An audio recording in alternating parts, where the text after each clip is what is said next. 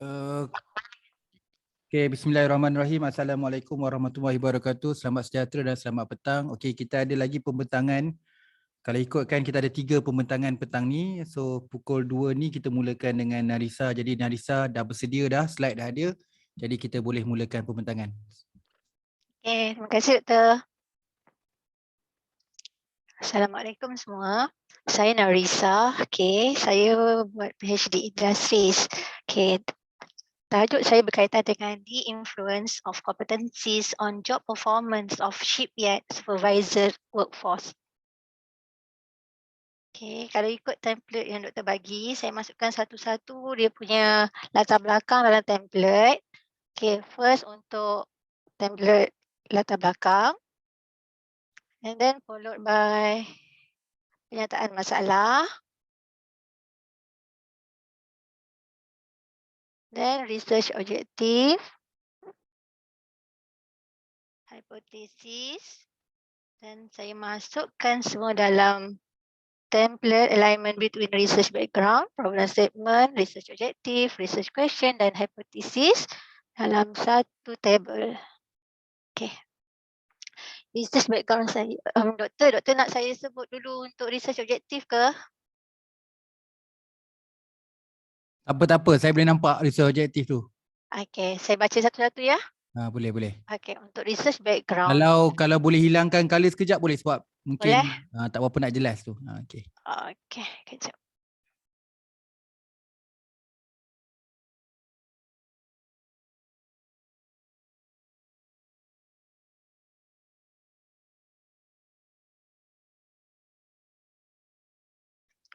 Okay, dah. Allah. Okay. Ada lagi.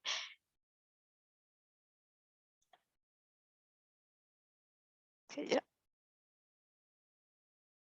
Saya ada problem kat sini lah doktor, dah banyak kali dah ni tak align saya punya background dengan problem statement. So saya harap kali ni boleh kot tambah baik sikit.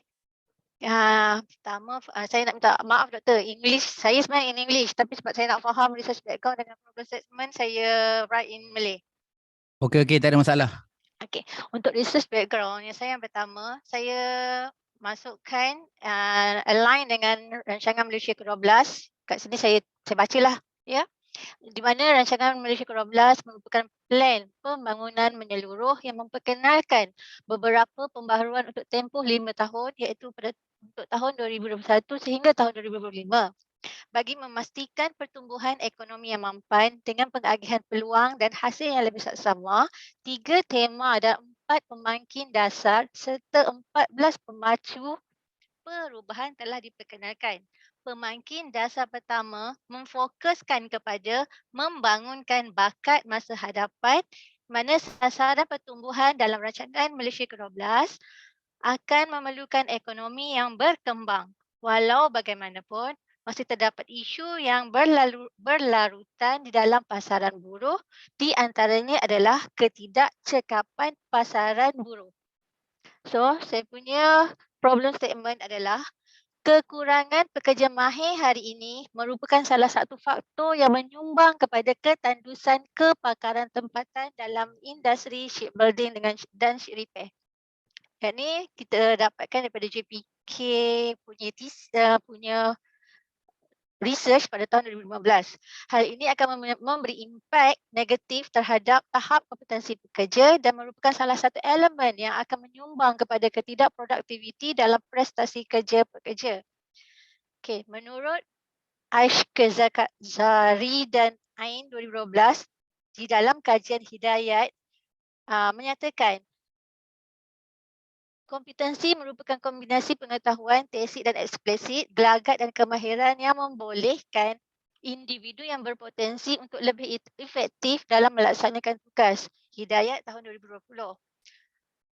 Tambahan pula, Sudirman dalam kajian lepas juga telah menggunakan definisi kompetensi yang secara relatifnya digunakan secara meluas yang mana ciri-cirinya boleh melibatkan satu atau gabungan pengetahuan, kemahiran dan ciri-ciri personal yang penting untuk berjaya atau bagi mencapai prestasi kerja yang berkesan. Okay. Sehubungan itu, dalam kajian ini, pengkaji ingin mengkaji tahap kedua-dua pemboleh ubah iaitu prestasi kerja dan kompetensi pekerja bagi mengenal pasti jurang yang wujud. Saya punya research objektif to identify the level of job performance and competencies for the boosted membership yet supervisor workforce. Question: what is the level of job performance and competencies for the boosted membership yet supervisor workforce? Okay, itu yang pertama. Seterusnya, background saya yang kedua. Di antara cabaran yang dihadapi oleh industri shipbuilding dan ship repair hari ini, SBSR adalah kelewatan dan kegagalan dalam menyiapkan dan menyerahkan kapal peronda generasi kedua Lateral Combat Ship LCS mengikut kontrak kepada pihak tentera laut Diraja Malaysia.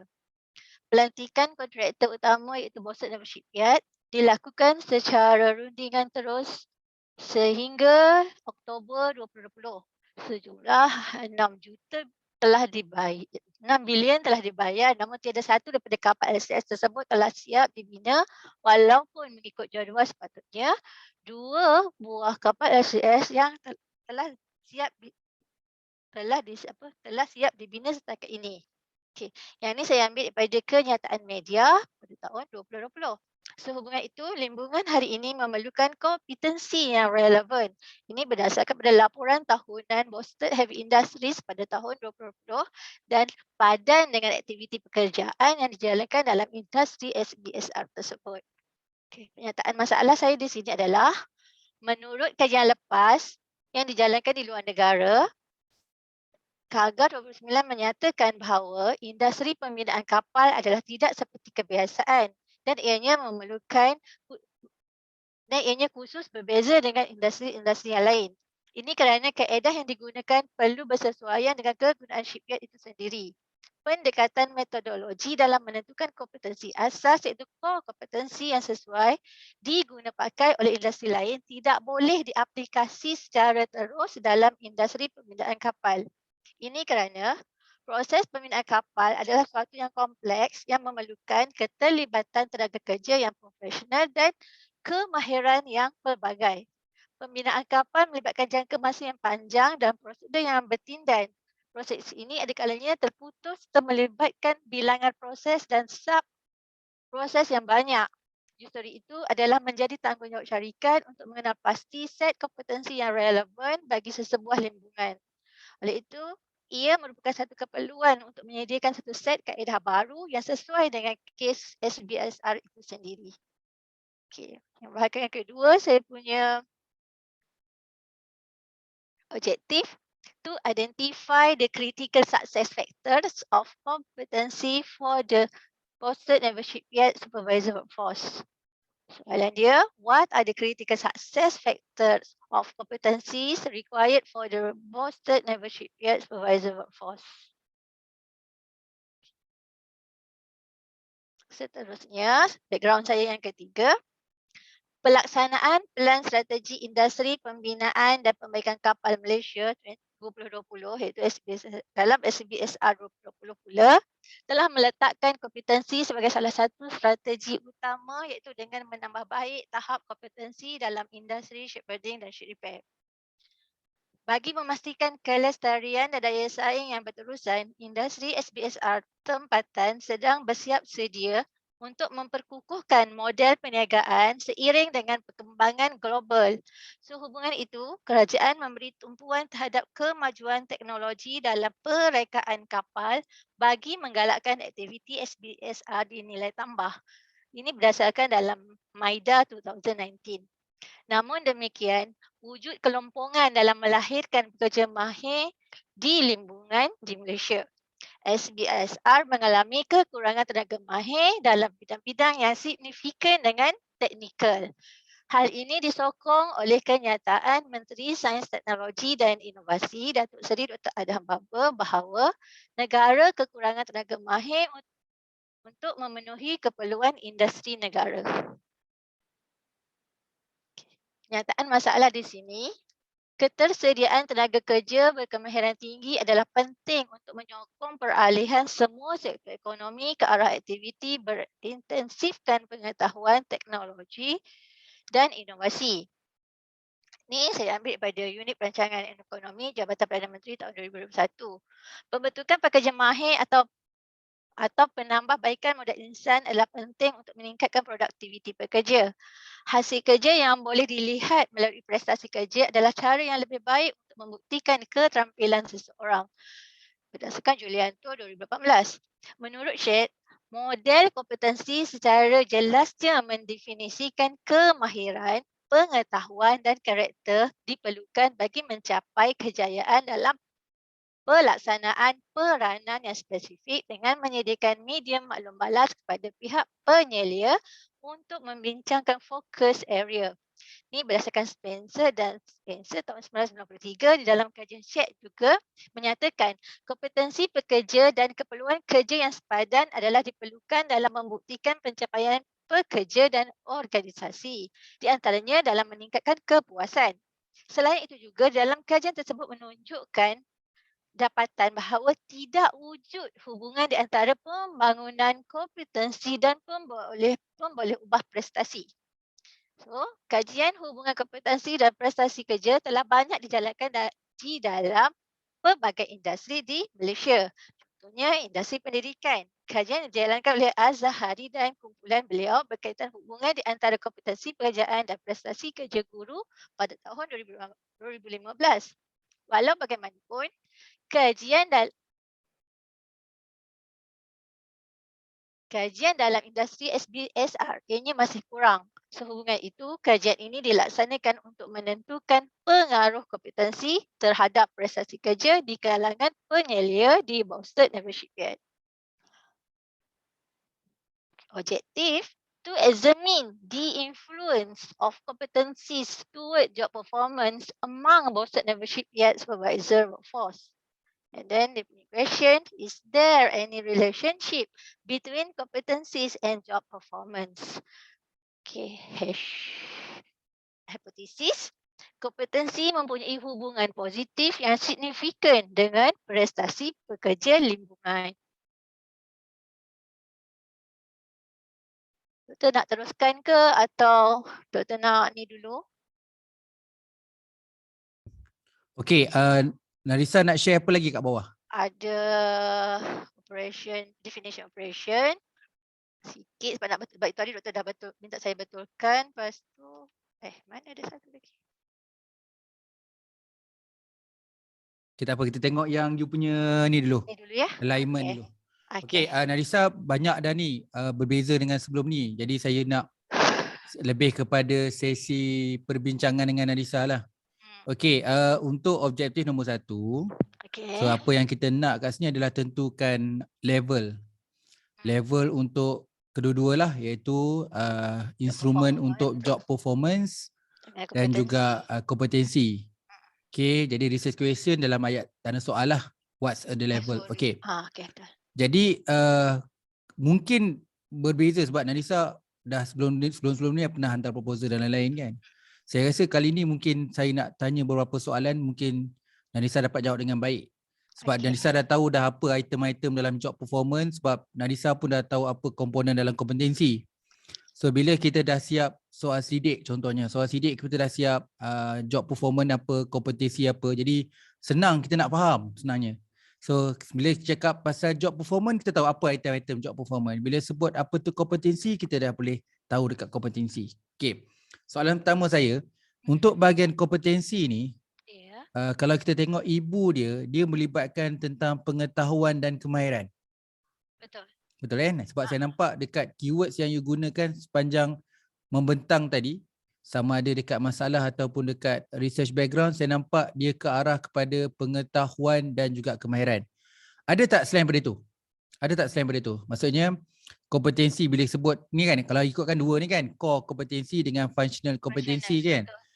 Macam mana you bezakan antara dua ni? Kalau bahasa dalam latar belakang dan juga research background tu apa istilah yang digunakan?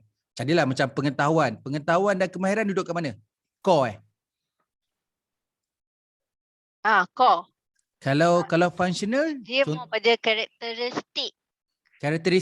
karakteristik tu duduk kat mana? Core ke functional? Core juga. Functional. Oh, kalau karakteristik functional. Sorry, karakteristik. Dia pasal functional tu adalah tugas. Oh, functional tugas. Kompetensi tugas seorang penyelia. Oh, kalau maksudnya core tu Asas yang perlu ada oleh asas. semua penyelia. B tu different sikit lah. B tu dia punya fokus untuk shipbuilding sahaja. Kalau Dr. perasan saya punya apa dia punya elements tu ada 24. Kat mana dalam penyataan masalah kan kita boleh tangkap di situ menggambarkan core, yang satu lagi menggambarkan functional. Tak di. Kat sini ada kat sini jadi ada yang you bracket rasanya. Macam tak sebut satu-satu detail macam tu. So celah kat sini kita tak tentukan aras kan. Aras maksudnya sekarang dia kena menjawab bahawa dalam kajian ini kalau cakap pasal prestasi kerja dia ada beberapa. Bila sebut tentang kompetensi dia ada beberapa. Sebab bila ada beberapa yang tu kita nak tengok tahap dia.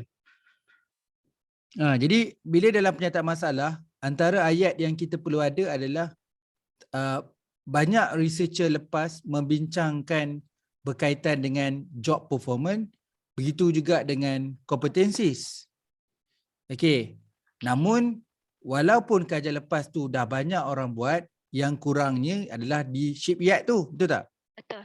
Jadi tapi kalau kita menolak shipyard, banyak je kajian buat job performance dengan kompetensi. Jadi kita nak tentukan yang memanglah dalam bila tujuan kita buat kajian ni, kita tak menolak job kompetensi dengan job performance yang bidang lain tu. Tapi persoalan dia, adakah semua faktor-faktor dalam job performance dan kompetensi di luar sana tu sesuai untuk IPIAT?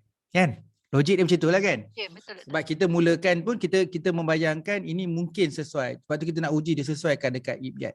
So, dekat mana yang kita kata kita nampak macam you ada menyebut beberapa item dalam job performance dan beberapa item dalam kompetensi tu. Ada tak kat sini? Kan you kan dah buat soal sidik dah kan? Apa keyword ni? Apa keyword dia yang boleh?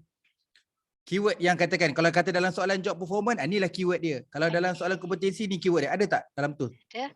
Okey, contohnya kalau job performance dia ada productivity, dia ada project management, dia ada professionalism, dia ada initiative, extra effort lah contoh dia. Ni kalau shipyard ni kompetensi, tak itulah core kompetensi kan. Dia macam ni tau. Mungkin lepas ni lebih kepada pemunian lah. Contohlah kan. Saya feel lah buat tu. Saya mengaku. Contohlah kan. Nadisa boleh colorkan, contohlah core kompetensi tu warna biru, functional tu warna merah, productivity ni warna hijau. Jadi cuba tengok dekat Nadisa punya problem statement dengan latar belakang tu, ada tak sentuh semua tu? Jadi macam itulah. Dia supaya walaupun kompetensi je. Saya ambil keseluruhan dia punya word dia, kompetensi dengan job performance. Saya tak pecahkan. Maksud dalam penceritaan tak ada macam selit-selit, tak ada? Tak ada. Saya banyak tekan pada productivity, kompetensi, core kompetensi. Saya tapi sebut ada perkataan dapat ni? Ada perkataan productivity ada. Ada. Cuma elemen tu yang doktor kata construct tu saya tak masukkan. Dia macam ni Nadisa, bukan nak cerita banyak. Dia bab menyelit-nyelit dia macam tu nampak. Ketidak productivity ada. Ada. Jadi masa itulah maksudnya kompetensi pun ada. Dia macam itulah Nadisa. Nadisa faham tak maksud saya? Maksud saya Nadisa dah buat. Cuma kalau boleh kita nak nampakkan supaya ada dua bahagian dekat situ. Sebab nak tengok level dua perkara. Satu kompetensi. Dalam kompetensi pula ada dua kan. Core kompetensi dan functional kompetensi. Dalam job performance dia ada berapa? Ada 5. Ada 6 lupa dah tadi. Job performance ada 5. Ada 5. So biar nampak. Kalau bukan maksud dia productivity, nama lain yang membawa maksud productivity pun tak apa. Okay. Dia macam itulah nak perkemaskan. Sebab kajian Nadisa ni sebenarnya dia mudah sebenarnya. Kalau ikutkan dia mudah. Kalau nak tanyakan memang nak identify, lepas tu nak determine. Tapi untuk buat spesifik dekat IPIAT ni, sampai saya takut baca you punya research background tadi tu. Nasib baik daripada soal-soal khabar, ingat kan? Daripada maklumat sulit. Saya banyak benda saya ada tapi saya tak boleh masukkan. Saya takut faham. saya kena sue dengan company. Confidential benda tu tak boleh sebut lah. Sebab saya ambil benda yang orang semua boleh baca je lah. Yelah betul. Tapi kalau tanya saya sekarang ni, nak memperkemas ke Nanisa, tu je. Sebenarnya dah ada, macam you dah cakap tadi kan, menyumbang kepada ketidakproduktiviti, benda tu dah ada. Menyatakan kompetensi merupakan, jadi kan kalau kita katakan dalam you punya pernyataan masalah ni, kalau kita boleh kata you ada dalam 500 patah perkataan, takkan dalam 500 patah perkataan tak boleh sebut tadi semua perkara tadi kan. Okey, lepas ni Boleh saya pengundikan lagi, mundi je lah. detail sikit. Jadi mundi kan produktiviti tak payah sebab dah ada dah. Macam itulah kan. Jadi apa lagi yang kita boleh selit-selit lagi? Doktor, elemen core kompetensi tu kan dia ada 5 kan dalam tu juga. And then saya nak sebut sikit-sikit ke? Ataupun mewakili, dia perkataan itu macam, walaupun macam tadi productivity kan, productivity memang jelas perkataan itu. Kalau perkataan yang sinonim pun tak apa. And then kita kena quote lah siapa yang cakap macam tu ya doktor? Dia ada masa dia sesuai untuk kita quote, ada masa dia boleh selit untuk mensedapkan ayat. Lebih kurang macam itulah. Tapi kalau ada fakta, ada citation lagi elok, ada citation lah. Kalau ada lah. Sebenarnya ada sebenarnya. Cuma mungkin kalau tak percaya kan, sebenarnya saya pun kadang-kadang bila nak mantapkan problem statement, saya dah siap dalam literature review. Dalam literature review tu saya boleh selit balik juga perkataan tu dalam problem statement sebenarnya. Tengoklah. Maksudnya benda tu dah ada sekarang ni. Cuma nak nampak perjelaskan kat sini kan. Jadi kalau tanya saya Narisa, you boleh buat 2 research question sebenarnya.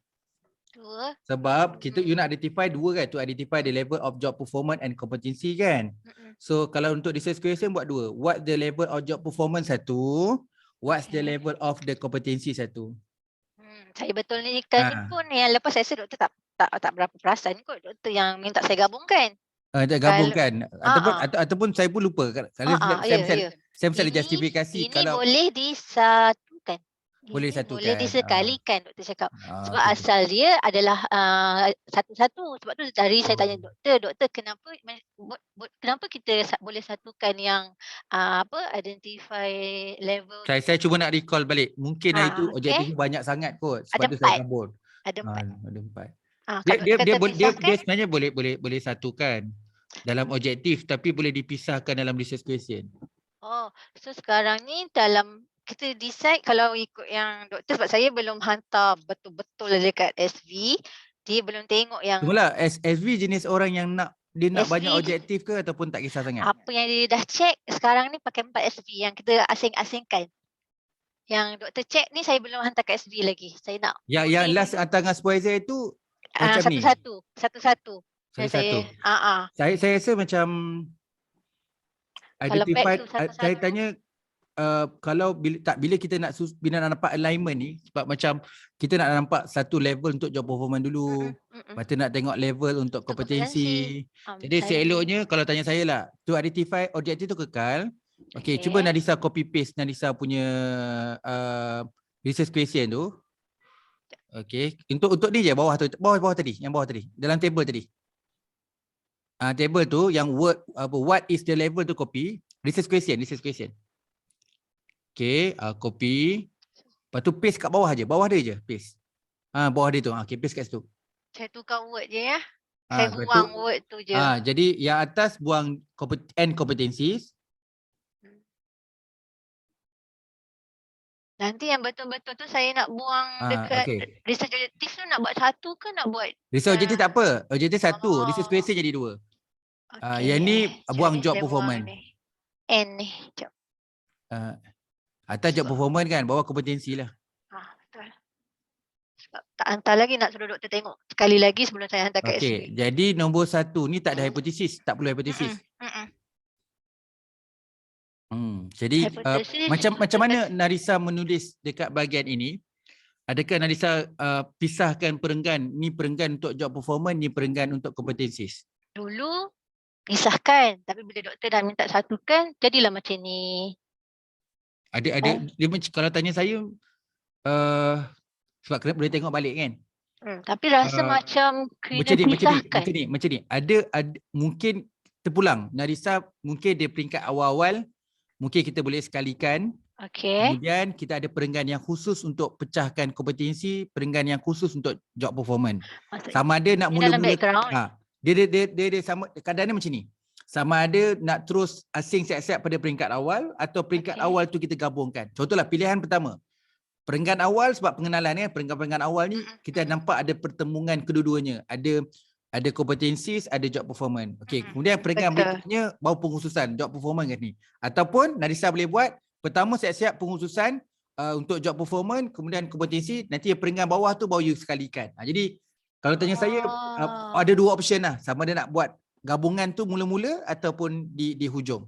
Dua-dua okey. Baik, Doktor. Jadi okey, tadi untuk research background okey dah sebab you ambil isu-isu besar, ambil paper cutting tadi kan. Tapi nanti kena belajar dengan doktor yang paper cutting tu kan ada dalam table saya buat, betul ke short sendiri tak banyak sure ke? Banyak ke paper cutting dapat? Kalau pasal LCS tu memang banyak gila. Kalau banyak ambil yang baru lah. Semuanya dalam 2021. Tapi boleh juga ambil surat khabar kalau nak tunjukkan kronologi dia kan.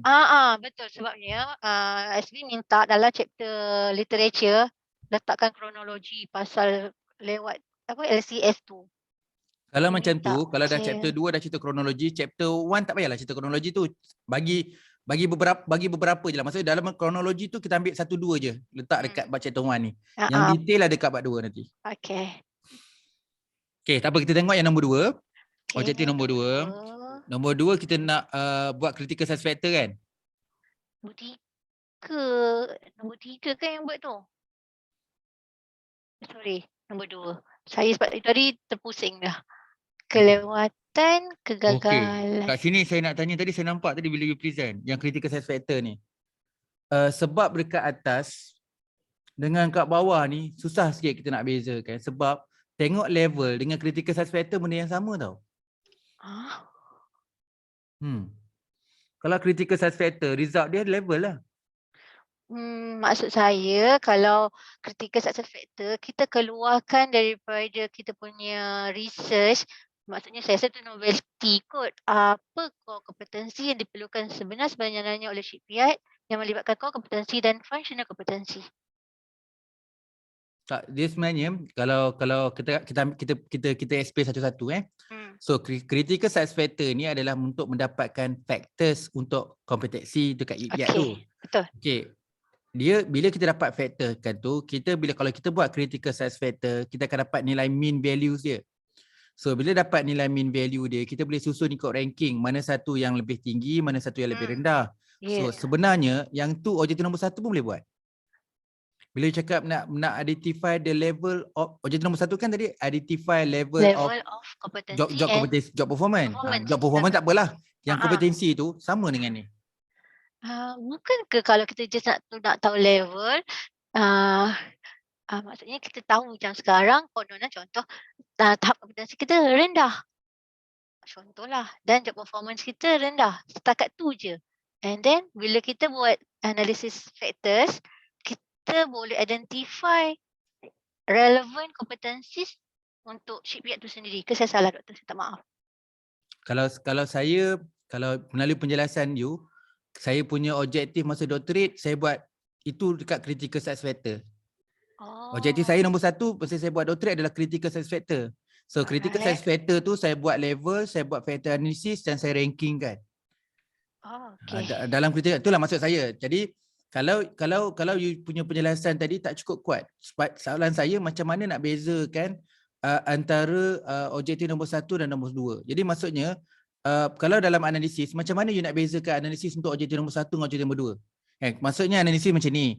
Objektif nombor 1 saya pakai mean value. Objektif nombor 2 pakai mean value juga. Jadi maksudnya apa bezanya antara mean value dekat objektif nombor 1 dengan mean value objektif nombor 2? Sama lah kalau setakat ni. Sama je. So sidik pun sama. Analisis pun sama. Betul. Jadi kalau kata buat factor analysis, sebenarnya factor analysis bukan di soalan nombor 2. Soalan nombor 1 lagi dah kena buat factor analysis. Sebab factor analysis tu benda yang paling awal. You tak boleh jawab objektif selagi tak buat factor analysis. Jadi kat situ yang kadang-kadang saya nampak macam mana nak membezakan antara objektif nombor 1 dan objektif nombor 2. Jadi kalau tanya saya, sebenarnya objektif nombor 2 ni yang paling penting sebenarnya.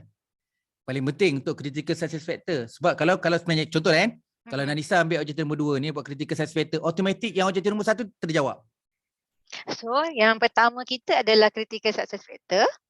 Yang kedua adalah level. Level job performance boleh lah. Level job performance je. Tapi sebenarnya dia macam ni. kita kan nak buat critical success factor untuk job performance kan. Critical success factor untuk yang factor ni okey lah untuk competencies. Sebenarnya tu takut memang tampak cantik ada dua objektif, tapi lala nanti menjerat kita pula sebab benda yang sama. Boleh tak doktor kalau kita letak dia punya level tu kita tukar? Tak, sebenarnya sekarang ni cerita dia untuk bahagian kompetensi tu saya cadangkan Narisa pakai critical success factor. Okey tu.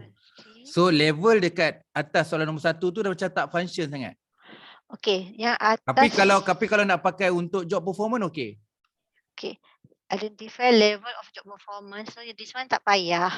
Job kompetensi tak payah. Sebab saya nak terangkan dekat SB. Jadi kita bayangkan nombor 1 ni untuk job performance je.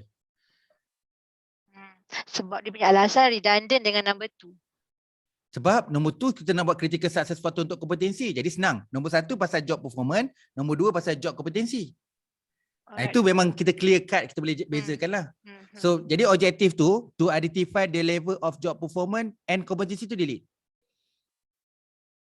Sebab kita memang nak tengok job performance je. Doktor, dia effect tak dekat kita punya yang saya hantar kat doktor tu?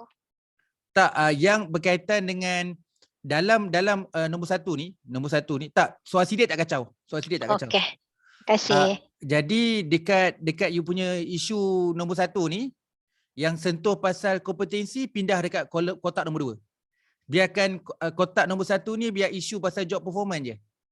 Okey, baik doktor. Yang mana yang berkaitan kompetensi masukkan dalam kotak nombor 2 sebab dia sesuai dengan critical success factor. Yang tu je. Sebab saya berperasan benda ni memanglah bunyi lain kan, level 1 critical kan. Tapi bila kita analisis benda yang sama sebenarnya. Soalan yang kita guna doktor. Okey, alright, kita pergi ke yang objektif nombor 2 tadi, yang critical success factor ni. Tadi berapa ikut literature review ada berapa? 5 kompetensi. Yang ada 2 tadi, core kompetensi dengan dalam tu ada kompetensi. untuk functional ada 24. 24 item ke 24 factor? 24 construct. 24 construct macam banyak tu, 24 soalan kot. Apa? Dalam literature pasal functional ada 24. 24 kepala dia tu. Construct lah kan? Kepala, lepas tu dalam 24 tu ada soalan-soalan dia lagi? Tak. Satu. Itu namanya item. Kita sebut item. Kalau macam tu kita panggil item. Kalau ada 24 tu saja kita panggil item. Kalau factor dia ada soalan-soalan. Factor 1 ada 4 soalan. Factor 2 ada core kompetensi. Yang tu core kompetensi. Kompetensi akan ada 5 item apa? 5, lepas tu dalam dia akan ada 5 itu tak betul. Itu. Jadi nak dapat jadi kalau nak buat analisis tak boleh tengok analisis anak-anak lah, kena sekali jalan. Ikut mak je kalau SB cakap. Objektif nombor 3 you kan nak tengok influence kan? Jadi yang tu you tak boleh tengok macam kan ada core kompetensi kan ada satu-satu kan? Betul. Tak boleh tengok satu-satu sebab konsep dia tak tahulah, supervisor nak tengok satu-satu ke sekali jarum? Sekali harung. Sekali harung. Okey. Sebab dia tak pecahkan dia punya konsep tu. Lagi senang. Tapi kalau you nak buat factor analysis untuk core je lah, functional tak boleh buat. Sebab functional memang ada item, macam mana lagi nak buat factor analysis? Tak boleh. Kalau nak buat factor analysis untuk core boleh sebab core ada 5 kan. Dan kajian lepas tu menunjukkan yang influence semua tu adalah core competencies. Okay, alright. So kita punya keyword sekarang to identify the critical factor, what the critical. Okay tak? Betul saya nampak kat sini. To identify the critical factors. Okay. Make sure yang kita fokus kat sini adalah factors lah kan? Okay. Istilah yang kita guna adalah factors. Sebab kita pakai sini critical success factor kan. Kadang-kadang kita ni kejap pakai element, kejap pakai dimension. Kejap. Saya nak tengok yang lepas kejap.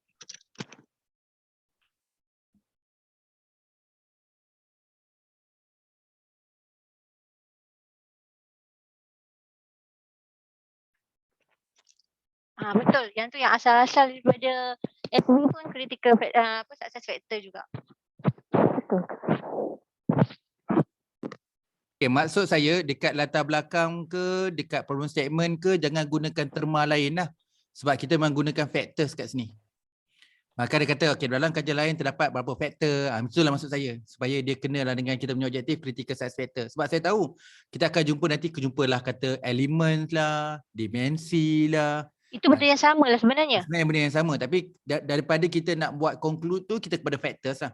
Kalau orang lain nak pakai istilah apa tak apa, tapi bila the way kita buat conclusion, contohnya beberapa kajian lepas ni telah mengenasti beberapa factors. Itu maksud saya. Jangan ada orang lain pakai elemen, ada pakai dimensi, boleh cite dia orang. Tapi bila kita nak buat hujah atau justify, kita okey beberapa kajian lepas ini menunjukkan terdapat 5 faktor. Cara buat rumusan tu kita gunakan istilah faktor. Okey. Supaya jangan cakap beberapa elemen tak sesuai lah sebab kita nak buat critical success factor. Jadi bahasa kita adalah factors. Tapi kalau orang lain dia pakai elemen, kita cakap je elemen sebab itu original dia. Dia pakai elemen lah. Tapi dalam kajian kita ni, kita rumuskan dia adalah factors. Doktor, saya nak tanya. Yang kita duk sebut critical success factors ni, adakah kompetensi yang kita tanya dalam kuesioner tu nanti akan jadi 1, 2, 3 ikut ranking tu kita punya critical success factors? Yep. Okay. Dia jadi macam ni lah. Jadi itulah you ada 2 kan. Dalam kes ni you tak pecahkan core dengan function jadi satu kumpulan je.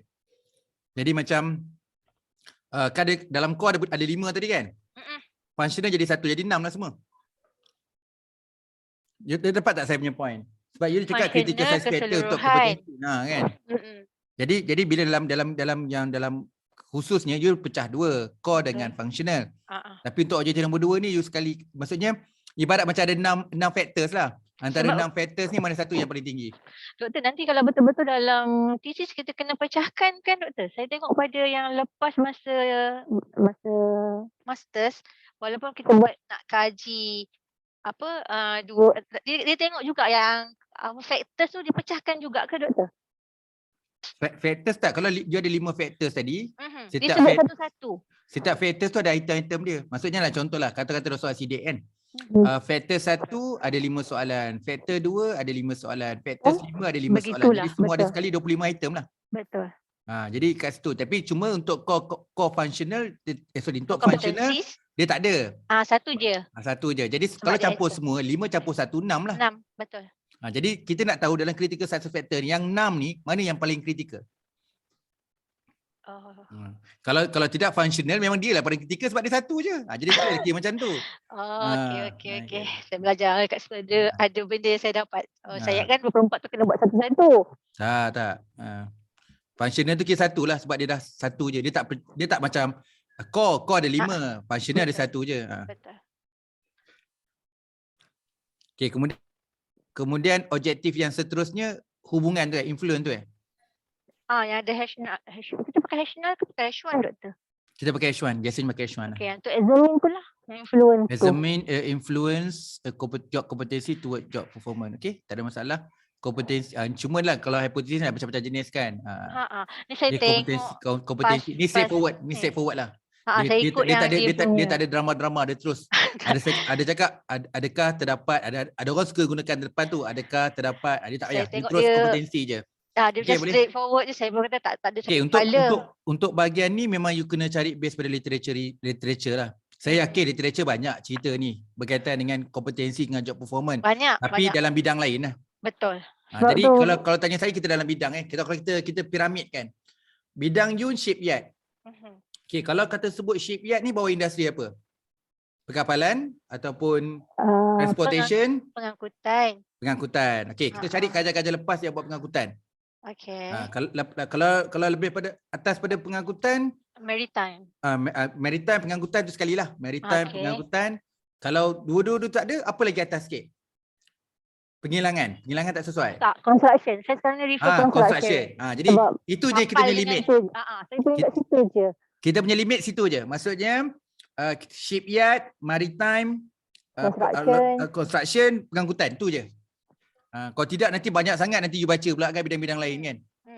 Dia banyak. Bukan dapat marketing, banyak guru yang macam banyak. Jadi kita fokus tu je. Dia punya range daripada construction sampai shipyard lah. Tengah-tengah tu ada pengangkutan dan juga maritim tadi kan. Betul. Okay. Nampaklah sikit daripada dulu tu macam main masuk je buat background. Ni berapa kali masuk kelas ni, kalau nak reti lagi tak tahulah.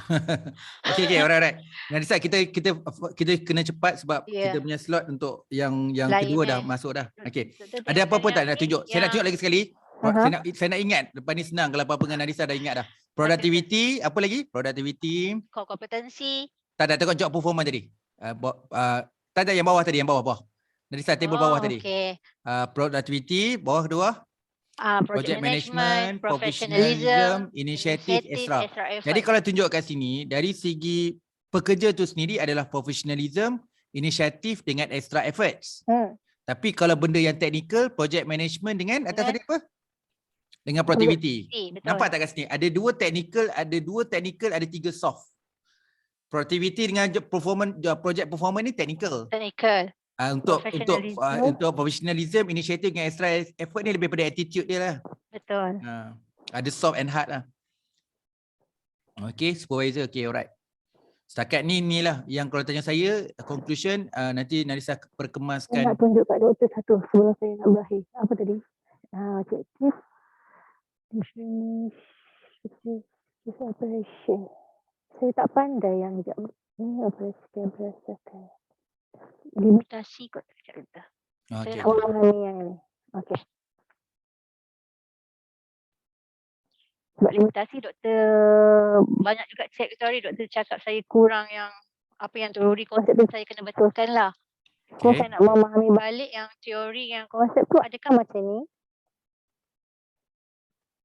Kalau saya kena pastikan teori atau konsep model apa. So saya kata model kita punya kompetensi iceberg lah kot. Kot. So kalau saya punya kerangka konsep kajian dia macam ni je rasanya. Direct je. Oh ya ke? Tak, Nandisa tak share tu, saya tak nampak. Tak share? Tak perasan Kejap.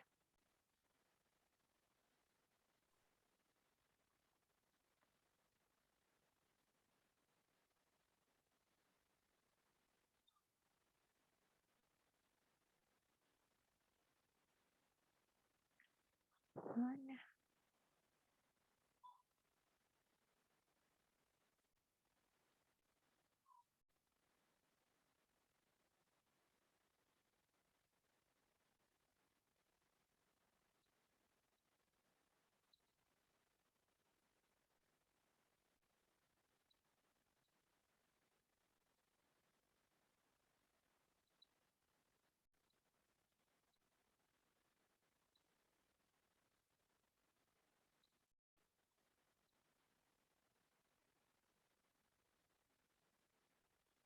Mana saya nak share ni?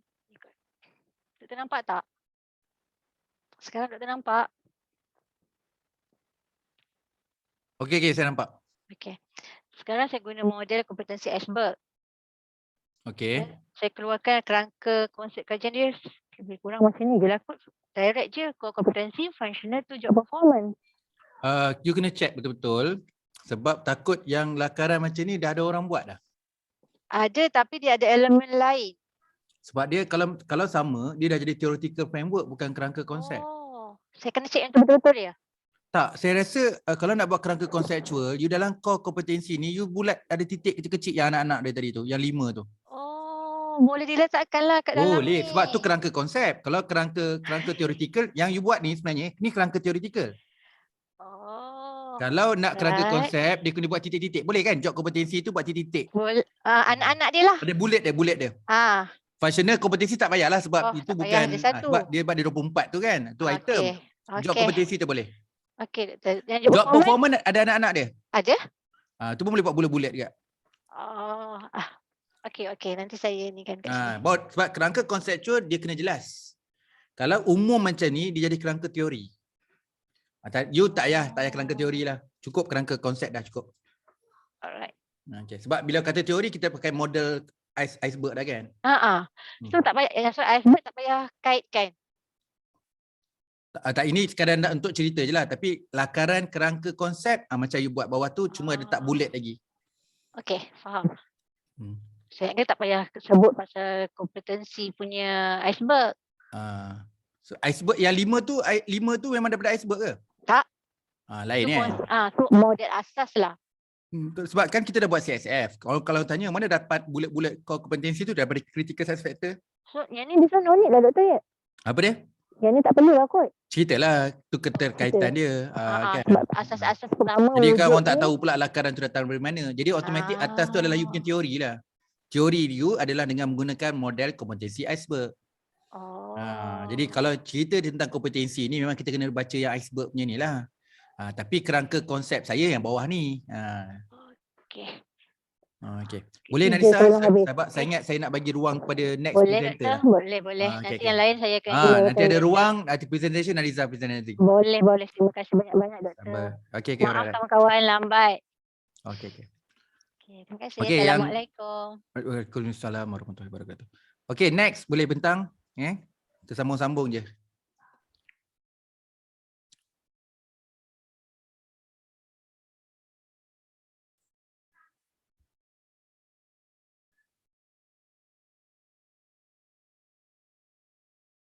Okey, siapa Syaril Okey, Syaril silakan.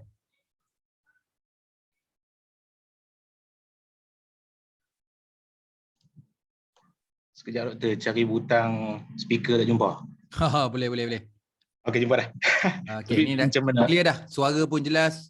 Apa di share pun okey. Boleh. Okey, terima kasih. Assalamualaikum warahmatullahi wabarakatuh. Salam sejahtera. Jadi saya cuma buat dalam bentuk point je Doktor. Okey, untuk research background yang pertamanya saya petik daripada Pelan Pembangunan Pendidikan Malaysia MEB 2013-2025 about bilingual proficiency and lesson must be equipped in HOTS, dan juga menggunakan UPSR test report 2019, 23% murid gagal dalam penulisan, kertas penulisan. So dalam problem statement saya, dia lebih kepada masalah penulisan, kemudian proses menulis ini memerlukan kita guna banyak cognitive and linguistic strategies according to Saad. So my research objective is identify users' need for development of writing module by using CT. And RQ1, what are the needs of users for writing development for writing module by using CT model. And then research background yang kedua adalah berkenaan dengan CT. Dimula dilaksanakan dalam KSSR since 2017. Boleh dimasukkan dalam pembelajaran bahasa Inggeris dan juga di sekolah rendah juga boleh menggunakan CT, dan CT ini membantu murid dalam menyelesaikan masalah dan juga membangunkan high order thinking skills. Jadi berkenaan dengan problem statement, student are not having adequate skill and ability to generate idea. Student CT skill cultivation through other discipline beyond STEM field remain a challenge. Jadi RO yang kedua adalah how design and development writing module, and RQ2 is how to design and develop the module. Yang kemudiannya yang ketiga adalah writing intervention module can be effective adds on to existing writing lesson. Dan problem statement, no study have been undertaken examining whether the teaching and learning CT has direct impact or indirect impact in student academic performance according to Lookwood and Mooney. Dan juga di sini adalah dapatan apa masalah yang dihadapi oleh murid sekolah rendah. Yang pertamanya adalah berkenaan dengan vocab, spelling, L1 interference and other. And then RO, evaluate the effectiveness of the module. RQ3, is there a significant difference in the mean score between the groups using writing module and conventional groups? Dan ada 4 hypothesis lah. Okay, yang pertamanya ada beza mean score, pre-test and post-test, pre-test only. Pre-test antara intervention dan juga konvensional. Kedua, tidak terdapat significant difference antara post-test untuk intervention dan juga konvensional. Kemudian yang ketiga adalah tak ada perhubungan ataupun mean score ni, tak ada apa orang kata perbezaan antara mean score, pre-test and post-test antara dalam kumpulan yang hanya menggunakan writing modul. Dan yang keempat, tiada perbezaan mean score, pre-test and post-test untuk conventional group. Okay, kemudian yang last sekali, berkenaan dengan persepsi, berkenaan dengan modul. Jadi kita menggunakan apa yang kita kata, kenapa murid ni gagal untuk menguasai bahasa Inggeris. Yang pertamanya berkenaan dengan persepsi mereka, anxiety. Okay. Dan problem statement, student have hesitation when attempting writing task due to their perception that writing in English is difficult. Dan research objective, identify year 4 student perception of the use of writing model by using CT. Dan RQ, what is the student perception on the use of the writing module. Itu saja, Doktor.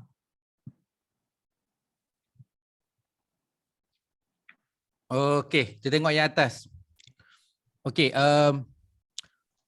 dari segi keseluruhan tak ada isu apa-apa lah. Okey lah kan. So tajuk development and evaluation. Itu macam mana nak cakap itu ada yang buat macam ni, ada yang tak buat lah kan. Jadi saya tak sure perkataan evaluation tu perlu ada atau tidak.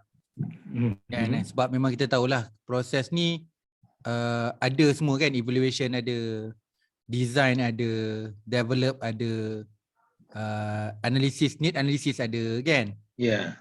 Jadi kenapa ada development dengan evaluation je kan? Kenapa tak sebut design, kenapa tak buat analysis, kenapa? Jadi kat situ nanti tak apalah, buat masa ni kita kekal dulu development and evaluation. Tapi kalau tanya cukuplah development pun dah cukup dah.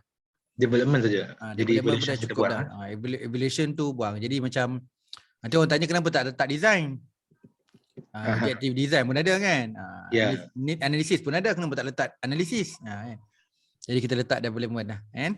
Okay, untuk orang kata yang lain, yang pertama ni dekat research background tu saya anggap dia agak umum lah. Sebab pada research objektif nombor 1 tu dah tanya pasal computational thinking model, dah cakap pasal CT dah. Kan, maksudnya objektif dah sebut CT, tapi CT tu hanya kita jumpa pada point yang kedua lah, maksudnya untuk research objektif nombor 2. Ya. Okey, katakan CT ni diperkenalkan pada 2017. Okey. Jadi sebelum CT orang panggil apa? Maksudnya sifat dia lah. CT ni computational thinking model, tapi sebelum tu ada juga benda macam ni tapi nama lain lah, ataupun nama umum orang panggil. Cuma sekarang kita sebut CT lah kan. Sebelum ni pada tahun 2016, 15, 2010, tahun 2000, tahun 1990 lebih, orang panggil apa ya? Thinking je. Dia ada satu cabang daripada problem solving method. Jadi saya rasa alangkah baik je kalau problem solving method tu cerita dekat sini kat. Problem solving. Bukan nak beritahu satu line satu ayat pasal dalam pembelajaran ni kita ada kaedah apa? Antaranya problem bla bla bla bla bla bla, dan yang terkini adalah computational thinking. Macam tu nak buat satu ayat. Macam mana Wan? Nak buat macam tu macam mana? Macam ni Syaril nak beritahu dalam pendidikan kita ada benda ni. Dari tahun ke dari dulu lagi dah ada, antaranya juga dipanggil sebagai bla bla bla bla and problem solving. Namun pada era kini ianya lebih dikenali sebagai computational thinking. Macam tu lah lebih kurang. Nak ada macam kita nak perkenalkan computational thinking tu, nak beritahu bahawa dulu dah ada dah semua ni. Cuma sekarangnya yang kita panggil computational thinking. Yang tu yang saya nak masukkan. Supaya kita masuk yang apa? Box yang kedua tu tak ada dah terkejut kan. Ya, ya. Dah, at least dah ada dah computational thinking tu. Tu maksud saya lah. Kalau boleh buat dalam satu ayat pun cukup dah. Maksudnya nak cerita ibarat macam apa? Salah silah lah ataupun kronologi lah kan.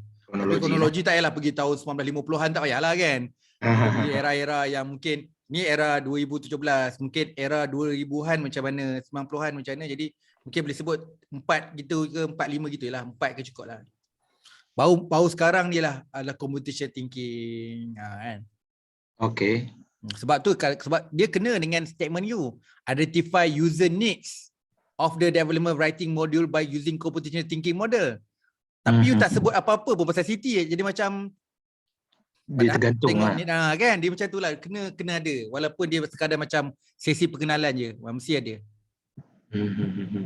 Jadi dia sangat berat juga dengan itu dekat research background. Problem statement pun tak sebut kan. Oh ada sebut sikit tapi sebagai kognitif lah. Tak cerita sangat pasal Siti kan. Betul. Kena slate juga. Yang ni kita buat, kita cite and then kita masukkan kita punya ayat sendiri lah kan. Ataupun nak cerita pasal gap pun boleh. Banyak kita tahu pasal keperluan itu ada oleh kajian-kajian lepas. Namun keperluan kepada Siti tidak dikaji secara menyeluruh ke macam itulah. At least di hujung-hujung ayat tu kena ada lah. Jadi bila kita tengok problem statement adalah perkataan Siti. Okey. Jangan tak ada langsung kan, sebab soalan ini memang direct tu, analisis keperluan untuk Siti. Jadi kalau dalam latar belakang dan pernyataan masalah tak ada perkataan Siti, bagi saya kita susah nak tangkap apa kaitan antara pernyataan masalah dan juga objektif. Bagi saya Siti tak perlu disembunyikan.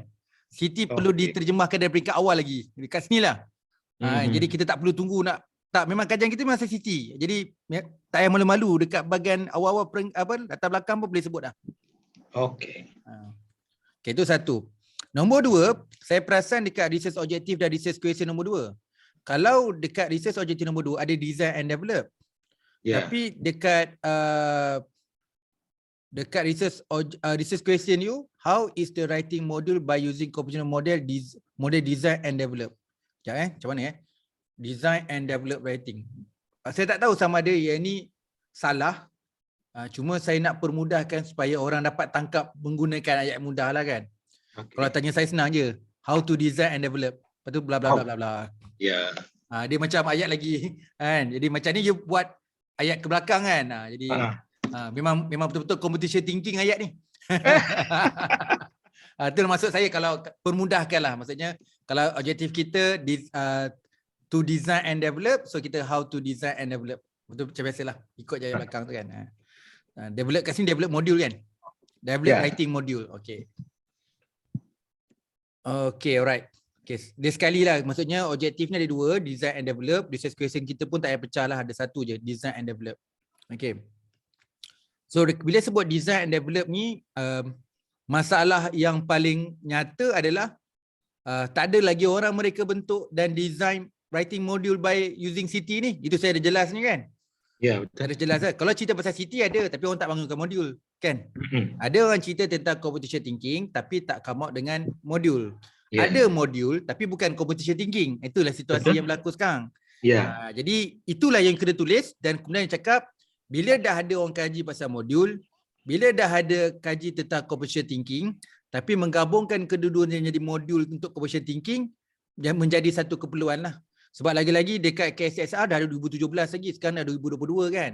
Betul. So kat situ dah ada gap berapa tahun dah kat situ, almost 6 years dah, 6 tahun kan. Jadi itu pun kena highlight. Sebab tu dah cakap dah di sini. Latar belakang sebut bermula 2017. You boleh ambil point tu setelah 6 tahun. Bila setelah 6 tahun tu dalam pernyataan masalah. Setelah contohlah setelah tu bukan dia dekat problem statement. Problem statement problem statement kita kata setelah 6 tahun diperkenalkan computational thinking, belum ada satu modul yang khusus berkaitan yang kita nak buat ni lah. Itu namanya aplikasi daripada statement latar belakang lah. Ini kita apply lah sebab sana cakap 2017 kan. Ya. Tapi kat sini cakap sudah walaupun dah 6 tahun pelaksanaan itu masih belum ada lagi modul tu. Mungkin ada modul lah tapi bukan modul Siti lah kan. Ataupun dia punya apa? You boleh buktikan tak dalam kajian lepas ada fundamental yang dia buat tapi bukan modul. Contoh ada tak buat CT dekat model? CT Kena mencari kat lagi. contohlah kan, kajian Hmm. CT ni ada orang buat dah. Ada orang buat CT ni buat model ke, orang buat lain-lain lah, buat indeks ke, buat apa kan. Tapi belum ada lagi yang CT buat modul. Kalau yang tu pun cantik kalau boleh support. Okey. Kan? Dia biasanya dalam research ni biasa model, sistem, modul, garis panduan kan. Biasalah kalau research betul lah kan. Kita nak Ya. kata benda tu dah ada tapi kenapa modul tak ada? Macam itulah. Apa check nanti. Mungkin ada cuma kita tak take note tu kan. Okey, kemudian kajian ni memang dikhususkan kepada pelajar lah kan. Ya, belajar. Sebab Learning tu model. sebab tu kita nak tengok skill dia, ability generate idea when writing. Dan juga poin yang kedua adalah berkaitan dengan through other discipline beyond dengan STEM lah, isu dengan STEM kan. Tapi dekat sini dia you kena sentuh juga kalau tanya saya lah. Sebab kita punya research question pun bagaimana nak mereka bentuk, bagaimana nak membangunkan modul tu. Okey. Jadi kat sini lah sebenarnya you nak kena jawab. Kalau tanya saya lah kan, kenapa masalah tu last kali tu kita akan jawab justru itu modul perlu dibangunkan. Macam apa fakta yang sangat kuat yang memaksa modul itu perlu dibuat? Ada tak kat sini yang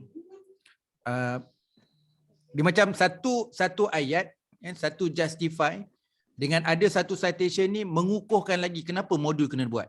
Yang itulah supaya you punya bahagian ini orang boleh menidakkan modul.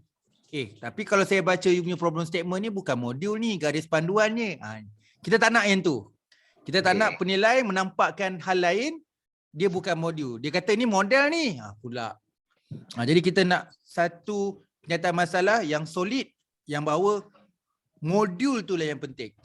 Kadang-kadang kan kita kena support dengan general statement tau. Kelebihan modul.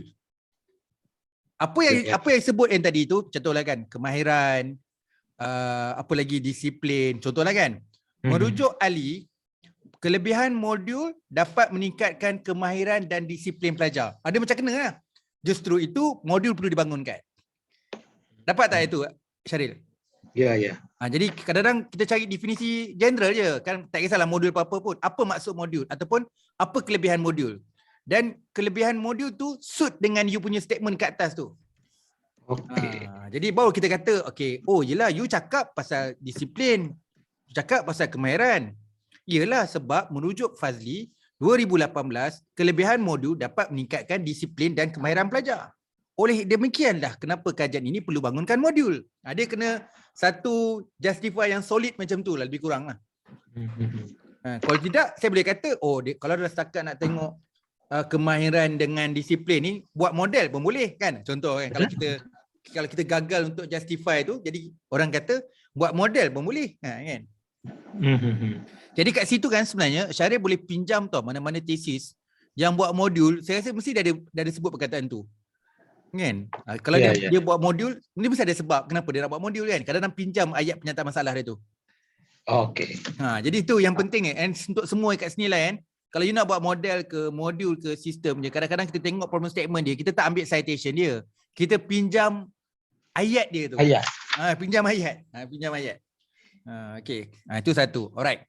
Jadi untuk objektif nombor yang ni ada hipotesis tak? Tak ada kan? Tak. Nombor 2 tak ada hipotesis kan? Tak ada.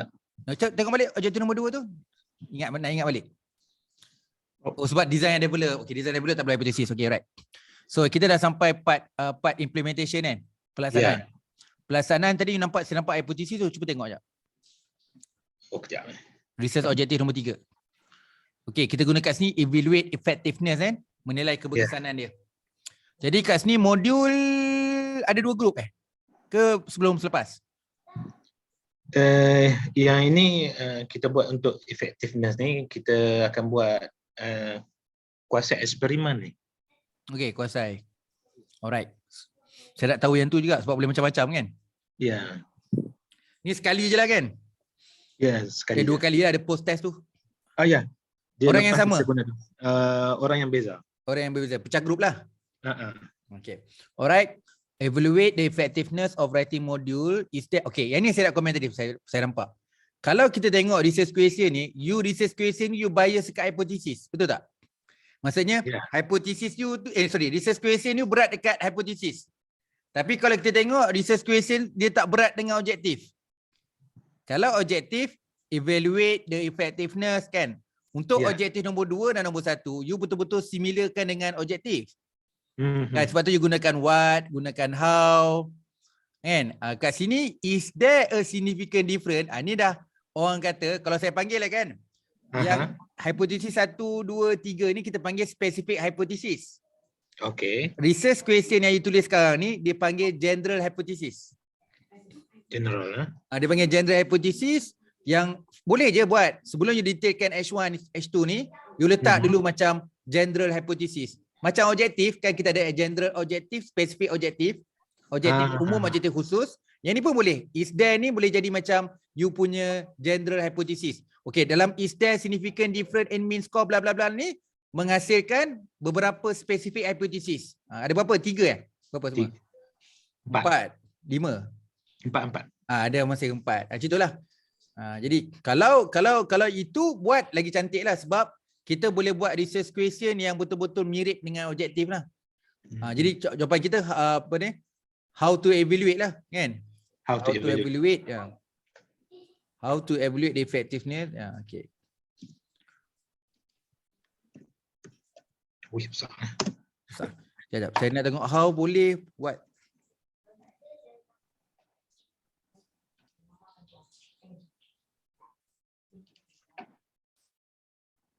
Sebab kita dapat signifikan kan? Ya.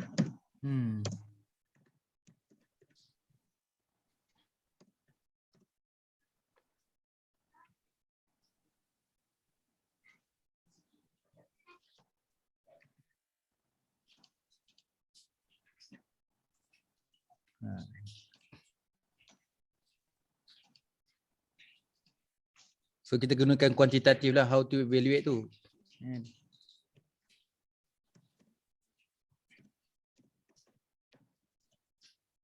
Tu panggil general hypothesis. Okay. Terpulang lah kan, just in case kalau kata supervisor kata okay je pakai istilah signifikan, ikut dia lah. Saya cuma ujah saya nak keluarkan satu research question yang similar dengan objektif. Yang kita kata align dengan objektif. Tapi untuk orang kata transaction daripada research question 3 tu nak bagi hypothesis, saya keluarkan satu dulu general hypothesis. Baru saya detailkan. Maksudnya kita letak dulu general hypothesis. Lepas tu bawah tu baru kita detailkan spesifik H1, H2, H3. Okay. Kat sini you pakai H02 kan? Ya. Saya rasa buang ke kosong, letak H1 je. Sebab nanti takut orang confuse kan, kosong ni null, takut nanti orang ingat lain tak? Letak H1, H2, tak payah 02, 01, 02. Okay. Macam tu. Macam ni lebih jelas lah. Sebenarnya nombor 2 tu dia kecil sebenarnya. Kalau betul-betul lah kan, dia nilai H1, nilai tulisan nombor 2 tu kecilkan lah. Tak apa tu nanti kediam, tak apa. Okay. Okay. Kemudian nombor 4. Nombor 4 ni maksudnya nak fokus kepada kumpulan yang guna saja kan? Ya. Perception ni sebab yang guna writing model, group yang dieksperimenkan lah kan? Ya, intervention. So you akan identify year for perception. So dekat sini akan ada satu soal sidik lagi. Soal selidik ya. Soal sidik asing lah, nak tengok dia punya kenapa perception sebab dia dah buat lah. Kan? Rasanya tak payah tengok perception. Perception ni kalau benda tu kalau dia tak buat lagi, kita kata belum betul-betul laksanakan. Tapi sekarang ni dalam grup eksperimen dia buat, betul tak? Buat. Kalau you tanya grup yang tak buat tu, okey lah perception. Ni kalau tanya saya, tak tahu, double check nanti perkataan perception tu. Okey, sebab dia dah buat. Kita pun bagi soalan sidik ni bila dah selesai semua kan. Dah laksanakan modul tu baru kita bagi kan. Identify year for students. Tapi soalan kat sini adalah lebih kepada soalan apa? You kena tengok, nak tengok understanding ke? Lagi bagus kalau you boleh spesifikkan apa. Contoh, identify year for students apa? Minat ke? Knowledge ke? Kalau tanya saya lah. Aha. Kalau tidak jadi macam terlalu general lah. Kan? Okey. Berarti Maksudnya boleh tukar perkataan perception dengan satu perkataan lain. Yelah, basically kalau kita dah belajar something kan, ya. kita akan tengok kepuasan tak sesuai lah. Pelajar bukan kepuasan kan. Dia lebih kepada, itulah tadi kalau tanya saya mungkin dapat meningkatkan pengetahuan dia ke, kan. Identify for student level knowledge of the youth. Itulah kan, kita boleh tanya dia. Sebenarnya soalan ni pun sebenarnya boleh bagi dekat before and after sebenarnya. Saya cadang tu macam nak buat pre and post juga sebelum Sebab guna apa, soalan ni kita pengetahuan. bagi sebelum ni. Yes, correct. Jadi dia itulah. Kita bagi soalan yang sama sebelum macam mana. Mungkin kita kena tengoklah. Perception tu saya lebih suka tukar dengan benda lain lah. Nak tengok pengetahuan ke, dia lebih pada pengetahuan lah. Pengetahuan confirm kan. Ya. Minat? Pengetahuan dengan minat lah. Dia Yes, lebih nampak kepada dua benda tu yang strong lah. Nak kata kemahiran tak kat sini? kemahiran menulis lah. Kalau betul menarik ke tu, nak masukkan sikit-sikit. Ada soalan berkaitan kemahiran, ada soalan berkaitan pengetahuan, ada soalan pasal minat. Jadi dapatlah 3 tu kan. Kan. Tapi itulah, kita kat sini pun kadang-kadang bahaya juga letak perkataan 3 tu. Nanti orang kata, soalan pengetahuan banyak lagi, soalan kemahiran banyak lagi, soalan minat banyak lagi. Jadi kita pula pening. Padahal kita nak test je. Kan? Ya, Jadi kalau tanya saya, double check kat sini lah. Kod supervisor pun bagus juga. Kalau supervisor mesti setuju je. Kalau saya cakap, bagus ni kalau tengok 3 perkara, minat pun tengok, pengetahuan pun tengok, kemahiran pun tengok, besok-besok nak buat artikel jurnal senang. Buat satu pasal artikel berkaitan dengan minat je dulu. Lepas tu kan buat artikel lain pula untuk pengetahuan, buat artikel lain pula untuk kemahiran. Jadi kat sini double check lah kan. Sama ada kita boleh teruskan perkataan perception ni ataupun terang-terang tulis apa untuk pengetahuan ke apa semua. Tapi benda tu sekarang mempengaruhi research tu lah. Sebenarnya di awal-awal sebenarnya dalam research ni, ada tak statement yang you nyatakan dalam latar belakang atau pernyataan masalah berkaitan minat ke, pengetahuan ke, kemahiran ke? Ada tak? Kalau sini tak ada lah, dia lebih kepada anxiety ni. Punca kenapa dia pentakut. Takut kan? Takut dalam nak menulis tu lah. Keluar untuk keluarkan idea. So dekat sini dia akan keluar lah pada barrier tu kan? Jadi apa yang nak identify for student? Itulah, kadang-kadang barrier tu, kadang anxiety tu, kadang-kadang sebab dia tak ada pengetahuan, dia anxiety, betul tak? Kalau dia dah ada pengetahuan, kalau dia ada kemahiran pun, dia boleh reducekan anxiety. Kalau dia ada minat pun, anxiety dia kurang. Bagi saya, dia saling complement kat benda tu, kan? Ya. Jadi nanti dapat check lah. Maksudnya, kita tak sedar, mungkin dekat sini nampak kotak sikit-sikit kan? Nanti Syahrir tengok dekat you punya latar belakang dengan you punya problem statement, the way you menulis tu, kat situ you nampak jawapan. Sebenarnya dalam latar belakang dan pernyataan masalah memang you ada sentuhan pengetahuan sebenarnya. Ada sentuhan kemahiran dan juga minat. Jadi berbalik pada tu kita boleh gunakan di untuk objektif yang keempat ni. Okey. Sebenarnya saya nak stopkan dekat kuasai saja ni. Dekat satunya sampai research nombor 4 tak ada ni kan. Sebab saya guna modul CD as my framework lah. And then dah buat dah saya punya dah terjawab dah sebenarnya. Modul tu. Bila kita test Greenpeace tu, tengok macam tak ada signifikan. So bila kita tengok macam peningkatan ni tak signifikan. Jadi bila kita buat quasi, pencapaian tak signifikan. Jadi itu yang sebab saya tambah dengan questionnaire untuk perception tu. Okey. Dah buat dah? Ada lah draft modul dah ada. Okey, alright. So ini antara benda yang sinilah, walaupun result tu tak signifikan tapi positively ada effects lah.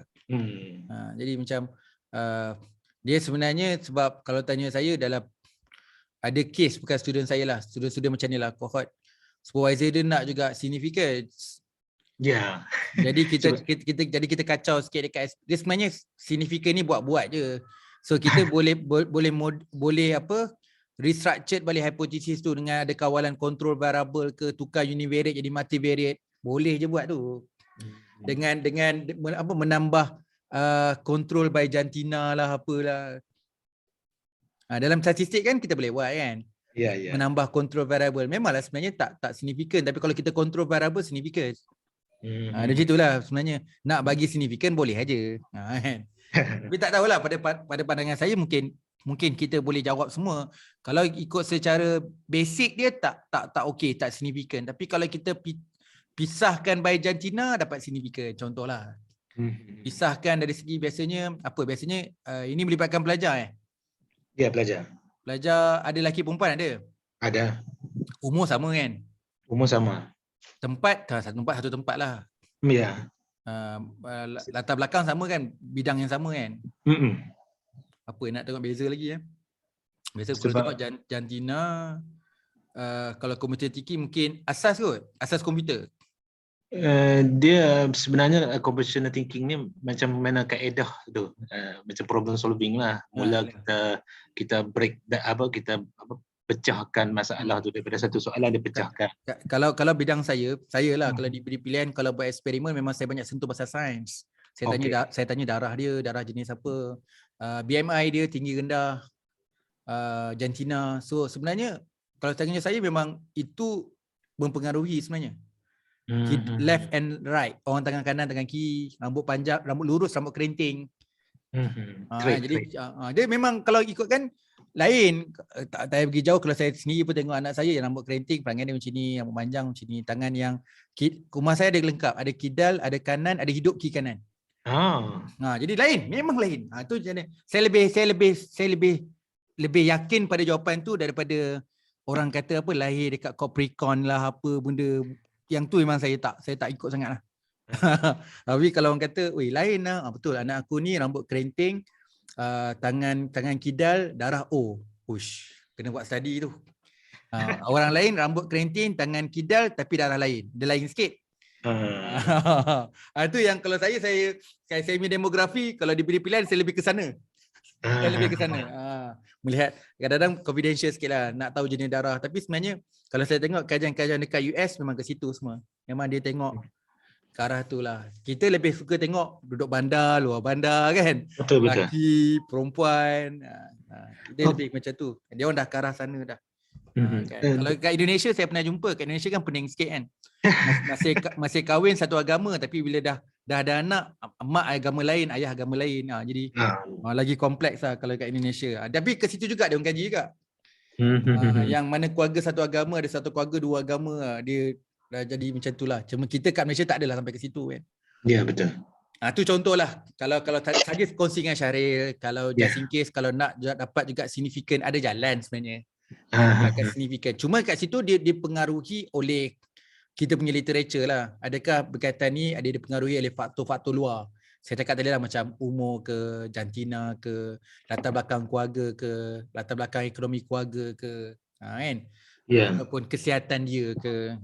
Jadi tapi yang tu sebenarnya dia tak mengganggu eksperimen pun sebab kita tahu kita boleh dapat je latar belakang student-student tu kan. Betul. Boleh je. Jadi cuma orang kata kalau mengubah sesuatu dia kena ubah sikitlah literature, penyataan masalah dengan objektif pun.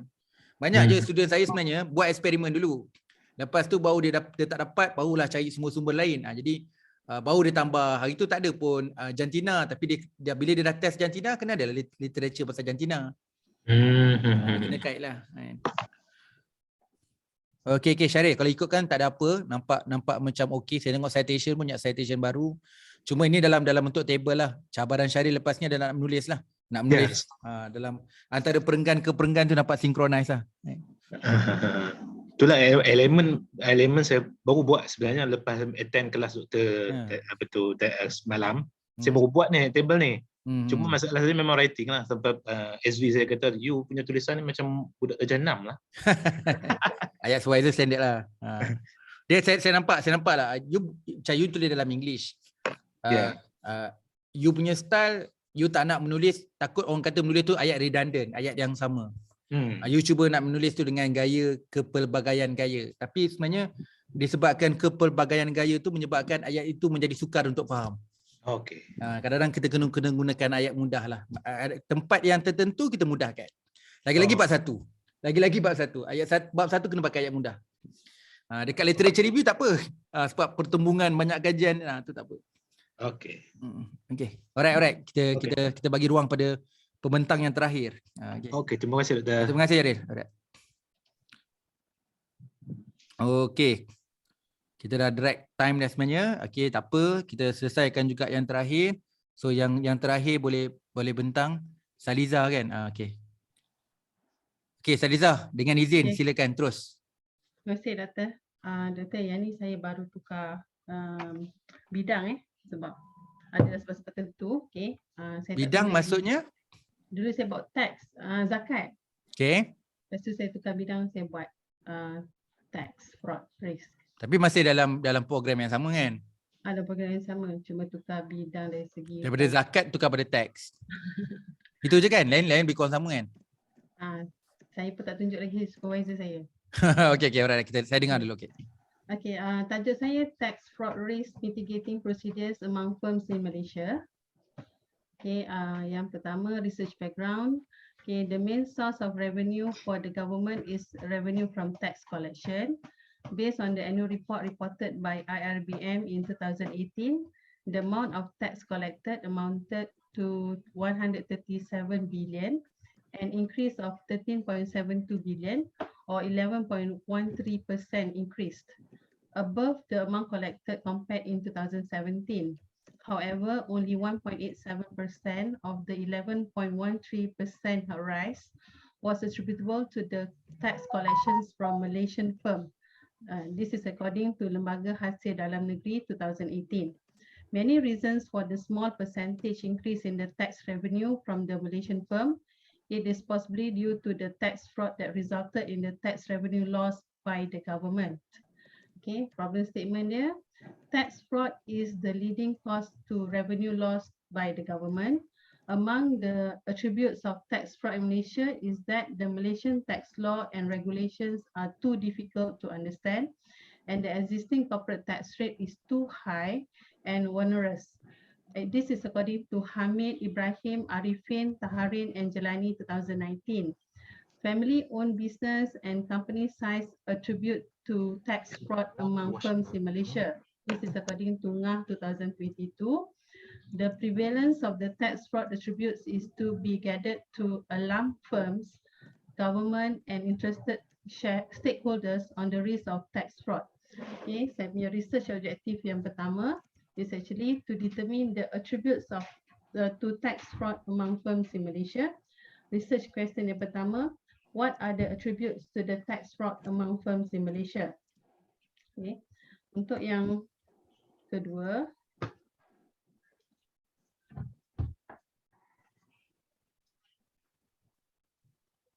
okay, research background. Tax professionals are among the parties that would be able to detect the possibility of tax fraud and would be able to identify ways how the tax fraud emerges. However, it would be better to start with internal audit support to prevent such misconduct. Among the roles of the internal auditor is mitigating the risk of facilitating tax fraud. It may provide strong support to ensure proper procedures to reduce the exposure. This is according to ACCA 2017. Okay, problem statement there. Tax professional and internal auditors are expected to address some attributes of tax fraud since they are the ones who have sufficient knowledge of the firm's internal procedures. Some firms might have tax fraud risk reasonable prevention procedures to mitigate tax fraud in their firms. Okay, research objective saya yang kedua, to explore the existing tax fraud risk reasonable prevention procedures among firms in Malaysia. Ada 3 research question. Pertama, for this research objective, what are the appropriate preventive measures employed by firms in Malaysia? And how the existing prevention procedures mitigate the tax fraud among firms in Malaysia? How can tax professional and internal audit as internal party support firms to minimize risk associated with facilitating tax fraud? Okay. Research objective yang ketiga with the research background. A firm may prevent criminal liability if it already has reasonable preventive mechanism in place. Based on the triple helix innovation model, this is according to Eskowitz and Ledersdorf, 1995 and 2000, a reasonable preventive procedures tax fraud risk framework is to be developed to be used by the firms in Malaysia for the benefit of the government to mitigate the revenue loss from tax collection among firms in Malaysia. The reasonable prevention fraud risk framework is aligned with one of the 10-10 Malaysian Science, Technology, Innovation, Economy framework, according to MOSTI 2021. One of the attributes on the business and financial services, okay, services that support business function for a broader economy, especially in professional fields in taxation service such as curbing tax fraud among firms in Malaysia, ultimately improve the revenue collection for the government. Okay, the problem statement is that, okay, the reasonable prevention procedures are not expected to eliminate all conceivable risks of an associated person facilitating tax fraud. However, it is expected that tax fraud risk reasonable prevention procedure framework will be applied to mitigate tax fraud. Past studies have highlighted various attributes influencing tax fraud. Okay, this is according to Hamid et al. 2019, Ngah Ismail and Abdul Hamid 2021 and 2022. Ngah 2022 developed a model for predicting tax evasion among small and medium enterprise based on the fraudulent financial reporting. Although studies have recognized the issue of tax fraud, research has yet to focus on reasonable tax fraud risk prevention procedure among firms in Malaysia. So research objective saya yang ketiga is actually to develop a framework tax fraud risk reasonable prevention procedures among firms in Malaysia. Ada dua research question. Okay. How to develop a tax fraud risk reasonable prevention procedures framework that applicable to firms in Malaysia. Dan yang kedua is actually for this one is how to establish that the preventive measures are reasonable, unreasonable or impracticable to have those preventive measures in place. Itu saja, Doktor.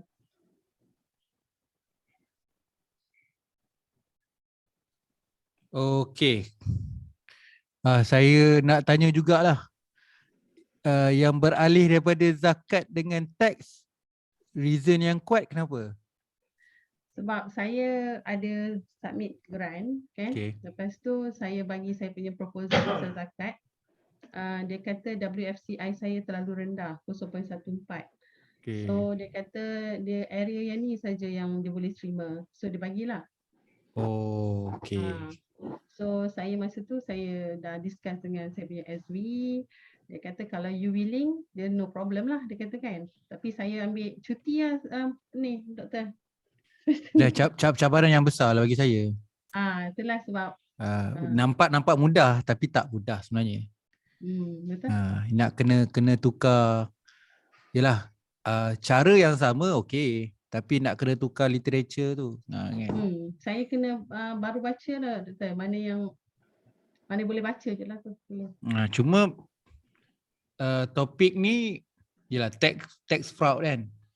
Yang membezakan yang mungkin ada pada tajuk lain sebab combination tax fraud risk mitigation procedure tu lah kan. Kalau kita sebut pasal tax fraud tu ada juga orang dah buat kan maksudnya. Tapi itulah dia guna itulah macam kalau macam operational definition dia saya buat tax fraud tu essentially sama dengan tax evasion kan. Some call it tax evasion kan, betul tak kan? Tapi dalam saya study saya buat tax fraud lah, tapi yang itulah yang saya pun nak tanya juga tu ayat daripada tax fraud sampai prosedur tu kan panjang kan. Tax fraud risk mitigation procedure. Saya pun cuba nak membayangkan tadi apa maksud bila kita dah combine semua tu kan, tax fraud risk mitigation procedure tu apa yang nak sampaikan sebenarnya. Okay. The tax fraud risk prevention procedures to mitigating this is actually mitigating tax fraud risk. Sebenarnya saya tak finalize lagi tajuk pun. Tax fraud risk tax fraud risk prevention procedures kot. Okay. Tak apa, saya yang tu saya faham. Nak ubah tu okey. Saya cuba nak, because of your title, saya nak cuba relatekan dengan apa yang you jelaskan tadi lah. Okay.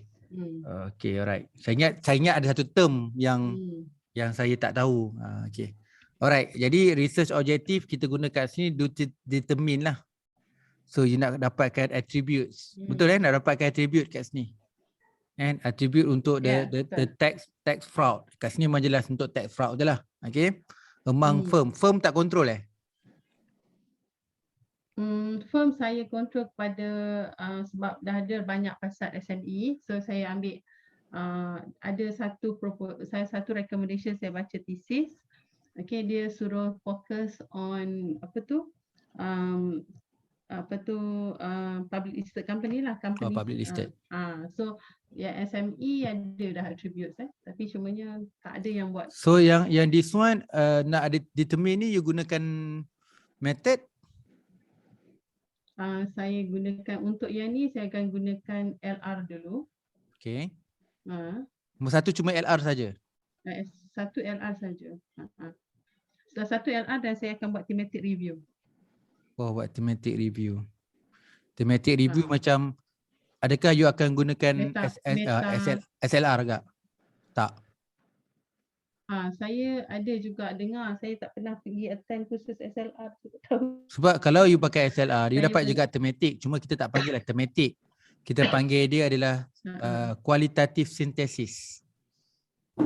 Dia akan synthesizekan cara kualitatif.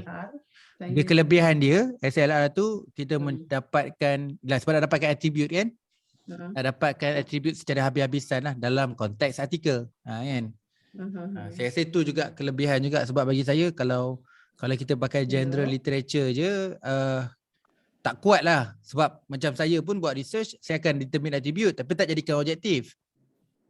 Dalam case you jadikan objektif. Jadi bila jadikan objektif, kita kena ada satu teknik yang kuat.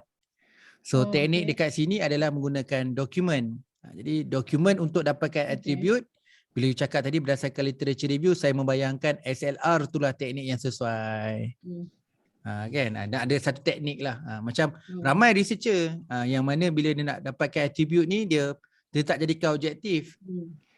Tapi dia buat dalam literature review dia, dalam bab 2 tu ada lah kita nampak. Dalam case ni bila you nak jadikan literature review, bagus. Saya positif je buat ni. Bagus buat sebab at least kita belajar juga SLR tu boleh keluarkan satu artikel. Satu artikel jurnal berkaitan dengan SLR je kan. Jadi dekat sini dah sampai dekat bahagian yang terakhir, nanti dia suruh synthesize sebab dia tadi cakap yang buat thematic review kan. Jadi last kali tu dia dekat SLR dia buat synthesis. So kita buat cara synthesis quali lah. Tapi sebenarnya it depends. You nak buat dua-dua pun boleh. Synthesize quali dengan synthesize quanti. Okay.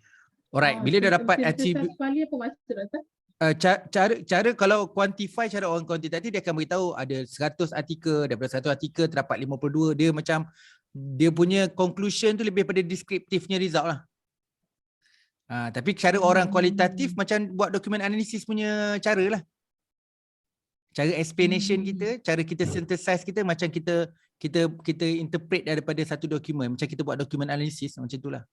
Tapi kalau quantitative synthesis dia lebih macam quantify lah. Oh dah ada 10 kajian buat benda ni, dah ada 24 kajian, daripada 24 tu ada 3 dapat kajian positif. Dia macam itulah. Dia summary dia by quantitative approach lah. Maksudnya based pada deskriptifnya part lah. Kan. Kalau kualitatif dia agak criticize sikit lah cara dia conclude tu.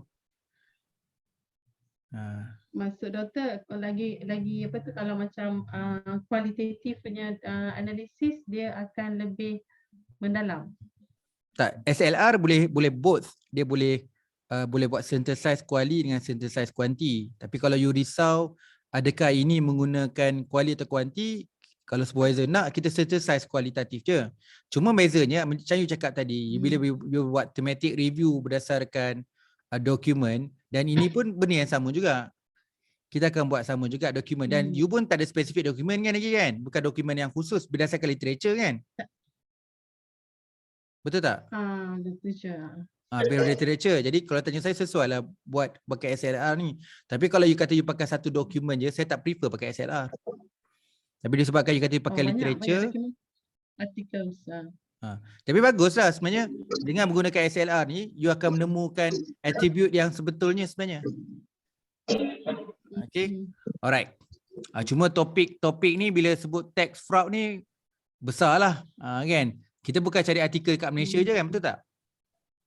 Artikel dekat luar negara juga. Kalau dekat artikel Malaysia memang ada beberapa je lah. Kalau libat luar negara menarik topik ni. Okey, kita pergi objektif nombor 2. Okay, objektif nombor 2 kita punya nombor 2. Itu nombor 3. Nombor 2 dulu. Okay, kita nak aim study to provide crucial insight discourage tax fraud to explore. So dalam nak explore existing tax fraud ni, so you buat dulu pertama what are the appropriate preventive measures, how to existing prevention procedure, How can tech professional and internal audit as a part support daripada minimize the risk associate? Sekejap saya nak tengok. Explore existing tax, appropriate preventive, existing prevention procedure. How can tech internal already minimize the risk? Mitigation, minimize. So kalau sebut reason, you punya term dekat objective you reasonable kan? Fraud risk reasonable prevention procedure. Dia macam you gunakan perkataan itu adalah reasonable lah kan? Reasonable untuk mewakili semua ketiga-tiga ni. Yang nombor 3 keyword kita preventive, semua preventive. Procedure in term of tax fraud. Yang pertama employ kan? Employ by firm. Yang kedua by mitigate the tax. Nombor 3 untuk ni. Make sure yang you buat dalam research question ni menggambarkan reasonable prevention procedure. Itulah maksud saya. Saya suka you ada research question yang banyak, tapi adakah ketiga-tiga keywords dalam research question ni boleh menjawab kepada existing tax frauds lah. So macam question nombor 2 memang jelas kan. Nombor 2 nampak. How to existing prevention procedure mitigate the tax ni bagi saya nampak dalam untuk objektif nombor 2. Macam contoh objektif nombor 1, saya cuma nampak keyword kat sini adalah preventive tu. Okay, sebab you ada prevention procedure kan.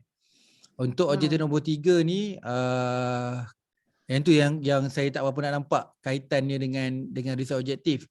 Melainkan you ada sebut pasal tax fraud yang bawah sekali tu kan. Cuma nampak facilitate tax fraud. Jadi kat sini bukan saya kata salah dan sebagainya. Nanti dapat check kan. Adakah dengan meletak objektif yang macam ni kita tulis explore existing tax fraud risk reasonable prevention procedure, dia sebenarnya boleh merangkumi ketiga-tiga research question, ataupun you kena tambah sikit perkataan dekat research objektif tu supaya boleh mewakili ketiga-tiganya. Kan? Dalam kes tu kena tengok jugalah kan. Bagus jadi banyak. Tapi kadang-kadang banyak ni kadang-kadang menjeratkan kita sebenarnya. Kan? Itulah maksudnya sekarang ni memang you pegang pada research question kan. Sebab apa-apa research question lah juga. So bahagian ni memang kualitatif kan? Macam mana? Ya. Ni kualitatif. What the appropriate preventive? How to exist prevention procedure mitigate the facts? How can the tax professional internal auditor to internal? Okay. Okay, alright. Okay. Sebab You saya punya akan problem interview- statement, some firm have the tax fraud reasonable prevention procedure to mitigate. Some firm je yang ada Sebab ayat itu tergantung tu. Some firm itulah some might have tax, tapi ada yang firm yang tak ada lah kan. Kita tak tahu sebab tu kita nak tanya existing sama ada tu. diorang ada. Kalau diorang tak ada, so kita akan teruskan tanya dia punya internal auditor lah. Kalau ada, dan kita akan explore lebih lah. Ataupun memang you akan identify company yang ada je. Ke you tak screen, you tak purposivekan ke situ ataupun macam mana? Saya belum lagi sebab saya belum lagi identify company yang ada dengan tak ada. Tapi kalau logik dia mesti you akan pergi yang ada kan nanti kan? Ke tak jauh juga yang tak ada? Itulah macam saya akan cari company yang ada few, company yang tak ada few lah. You nak Kan compare macam juga, ibarat macam nak dapat kat comparison lah. Sama ada comparison betul. tu nak analisis ke tak analisis, tapi you nak dapatkan dua sampel kategori lah. Ada yang tak ada. Lepas tu saya akan interview tax agents lah. Sebab diorang adalah orang yang kirakan yang the upper hands actually facing this tax fraud ni lah kan. Betul tak kan? Then kalau company tu ada, then I will interview the internal auditor lah kan. Ya. You mention tu lah internal auditor support kan. Okay, alright. So tu maklumat daripada apa? Daripada SCCA. Okay. Among the role internal auditor mitigate the risk. Okay, alright. So kat sini nak tengok, okay. Research objektif nombor 3 jap nak tengok alignment. Kadang-kadang kena tengok juga. Objektif nombor 3 macam apa tanya apa pula? Okay. Nombor 3 nak develop framework. Okay. Okay. So, yes. Lepas you explore dapat yang tu, lepas tu you nak develop. Okay, soalan saya simple. Framework yang you nak develop objektif nombor 3 ni, dia ada berhubung langsung tak dengan objektif nombor 1 dan nombor 2? Dia berhubung langsung, maksud Dr. macam mana? So, maksudnya dapatan daripada objektif nombor 2 dan nombor 1 digunakan tak dalam penghasilan framework ni? Dapatan ya, sebab daripada attributes tu kita akan develop the prevention procedures lah. Sebab Okey, nombor daripada 1 attribute dapatan kita ambil lah fraud kan. tu. Daripada dapatan tu lah yang kita akan buat prevention procedures tu. Sebab Okey, tu okey. kita kena identify what are the factors so that kita boleh tahulah kan in terms of apa dia punya faktor-faktor yang menyebabkan Research objektif nombor 2 lebih pada nak tahu why je lah kan. research objektif nombor 2 tu cuma Kenapa nak tahu, kita nak pakai tax fraud tu? cuma nak tahu ada tak company yang dah ada, kalau dah Ha. ada berjaya tak, sesuai tak, impracticable tak untuk digunakan kan. Adakah dia orang macam, sebab tu saya kalau research yang kedua ni, research objektif yang kedua dia, saya nak tahu what are the appropriate preventive procedure currently employed by the firms in Malaysia lah kan, kalau ada yang ada lah kan. How the existing prevention procedures mitigate the tax fraud kan, macam mana. Ya. And then how can, yang ni baru saya general lah. Tapi kalau tanya saya, objektif nombor 2 ni membantu juga kejadian framework tu sebenarnya. Tadi macam macam nombor 1 tadi clear cut lah, attribute memang clear cut lah. Kalau dah ada firm yang dah ada, jadi dia membantu saya untuk buat framework tu lah. Ya. Dan dalam soalan tu pun dia akan tanya jugalah kan. Untuk tanya bagaimana dia melaksanakan tu berpandukan apa kan. Okay. Kalau dia ada macam sound like macam framework lah. Kat sini lah saya akan tanya daripada interview macam mana dia buat the framework lah. Okay, alright. Okay, kita tengok you punya framework, research question. Kalau tengok research question ni memang dia macam sama macam research question nombor 1 lah. Objektif nombor 3 dia sangat relate dengan research question nombor 1. Sebab you nak develop framework, how to develop tax fraud risk reasonable prevention procedure framework that applicable to firm in Malaysia. Okay, kalau kata ada research question nombor 1 pun dah boleh nampak ada keterkaitan dengan research question nombor 3. Tapi yang menarik kat sini, you nak keluarkan satu preventive measure, betul? Betul. So dia berbeza dengan attribute atas. Atas cuma tax fraud je kan? Betul. Lepas tu kat sini cuma nak gambarkan keseluruhan ni kan, sebab preventive measure reasonable and unreasonable or impracticable to have the preventive procedure in place. Oh, dahsyat ni. Macam apa idea kat sini? Okey, kalau kita dapat yang tu, kita akan kategorikan firm tu dari segi certain attributes lah kan. In terms of sama ada dia ada tax division ke tak, ataupun dia punya dan itu penting untuk penghasilan framework. Itu penting untuk penghasilan framework sebab dia ada internal auditor ke tak untuk tax audit kan, betul kan? Untuk tax, untuk apa? Internal auditor yang in charge in terms of looking into tax lah, focusing into tax kan. So kena mungkin tambah satu lagi kot. Kalau cakap tanya saya lah, kalau nak betul-betul mengambil manfaat daripada you punya research question nombor 2 tu, so mungkin kita ambil to develop a framework tax fraud is risk reasonable and apa? And apa? Tak, maksud saya dekat objektif nombor 3 tu lah kan. Mungkin kita kat situ cuma risk reasonable prevention. Saya rasa reasonable tu kita tambah N. Research objektif nombor 3, tu. Okay, fraud risk reasonable and okay, reasonable tu sebelum preventive tu letak N. And apa sebenarnya? Sebab you macam kat bawah tu kan macam you cakap perkataan impracticable kan, practical lah sebenarnya kan. Saya rasa mungkin practical kot. Contohlah kan, to develop a framework that fraud risk reasonable and practical prevention procedure among firm. Sebab dia berbalik pada framework kita lah. Selain pada reasonable, apalah sekali sebenarnya kita mengharapkan daripada framework ni kan. Kalau saya buang praktikal ni boleh tak? Itulah boleh juga. Itulah. Saya sebenarnya saya merujuk apa yang dibuat. Saya buang reasonable and unreasonable je lah kan. Tapi saya akan explain lah in terms of reasonable tu apa kan. Kalau situ tak perlulah ada practical tu buang je. Sebab nak match dengan you punya research objective. Kan? So yang ini tak payahlah kan Dr. Gan? Tak perlu tahu X tu buang, X dengan N tu buang.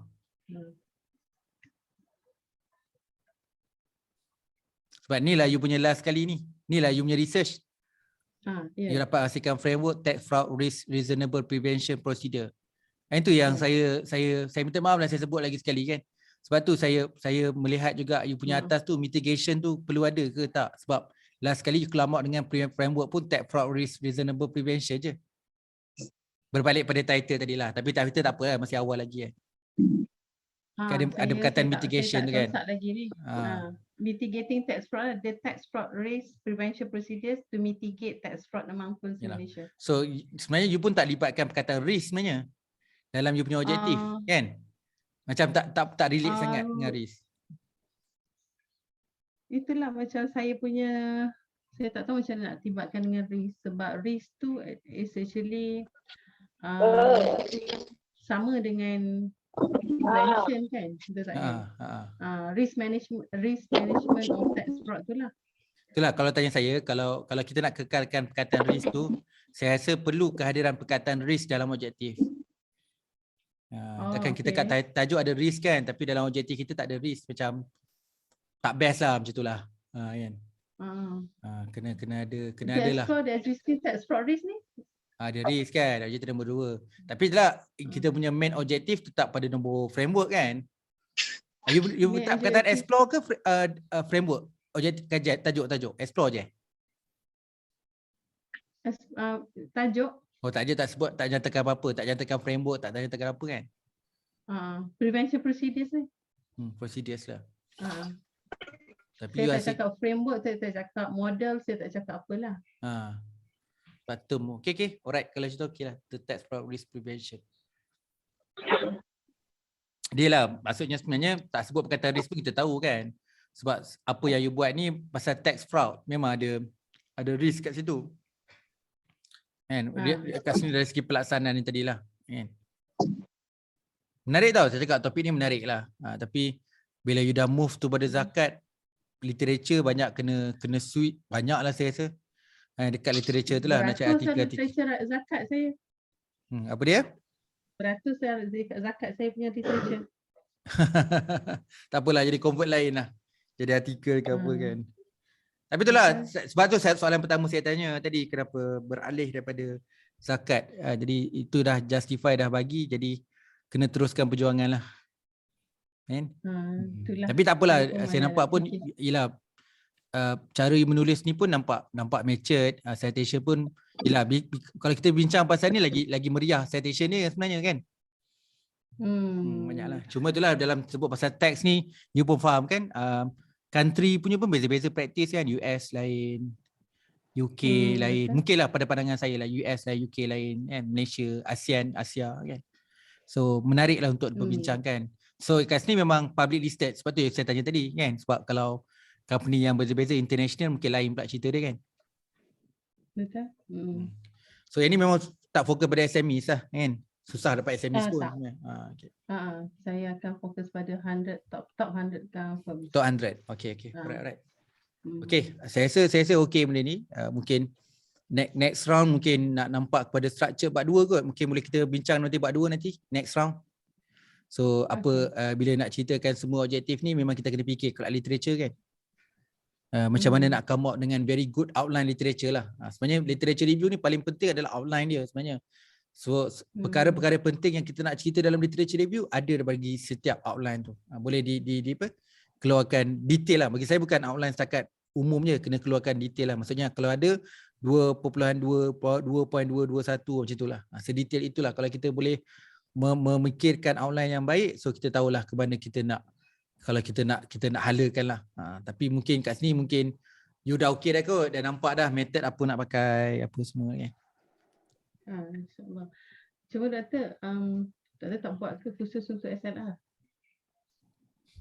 Saya belajar SLR. Cerita dia. Saya ni contohlah kalau nak tanya kan. Dah habis haul untuk belajar ngajar SLR.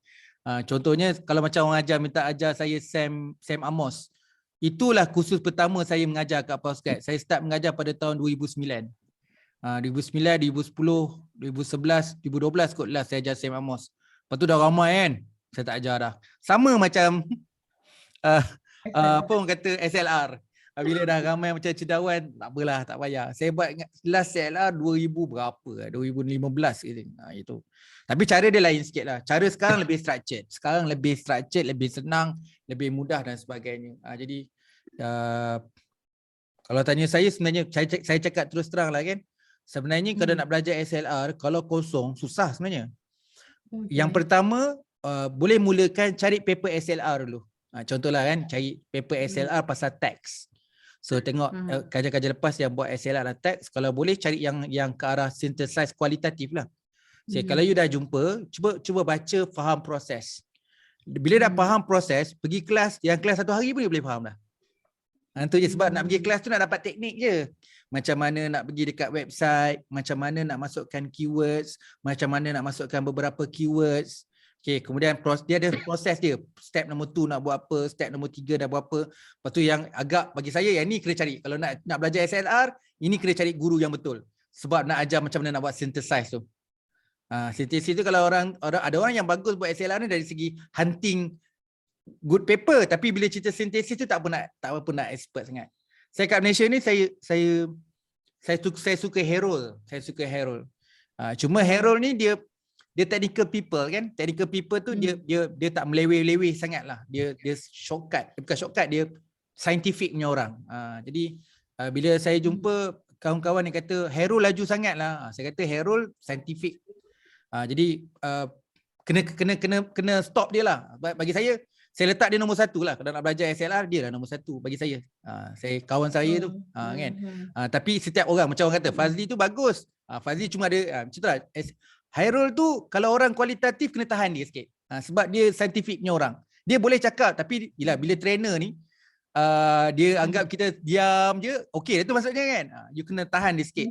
Cakap laju sangat dah doktor, boleh tak doktor ulang balik macam mana proses. Tu kena tahan dia sikit. Kan. Tapi saya tak boleh nak cadang orang lain melainkan dia sebab bagi saya dia paling update. Dia paling update.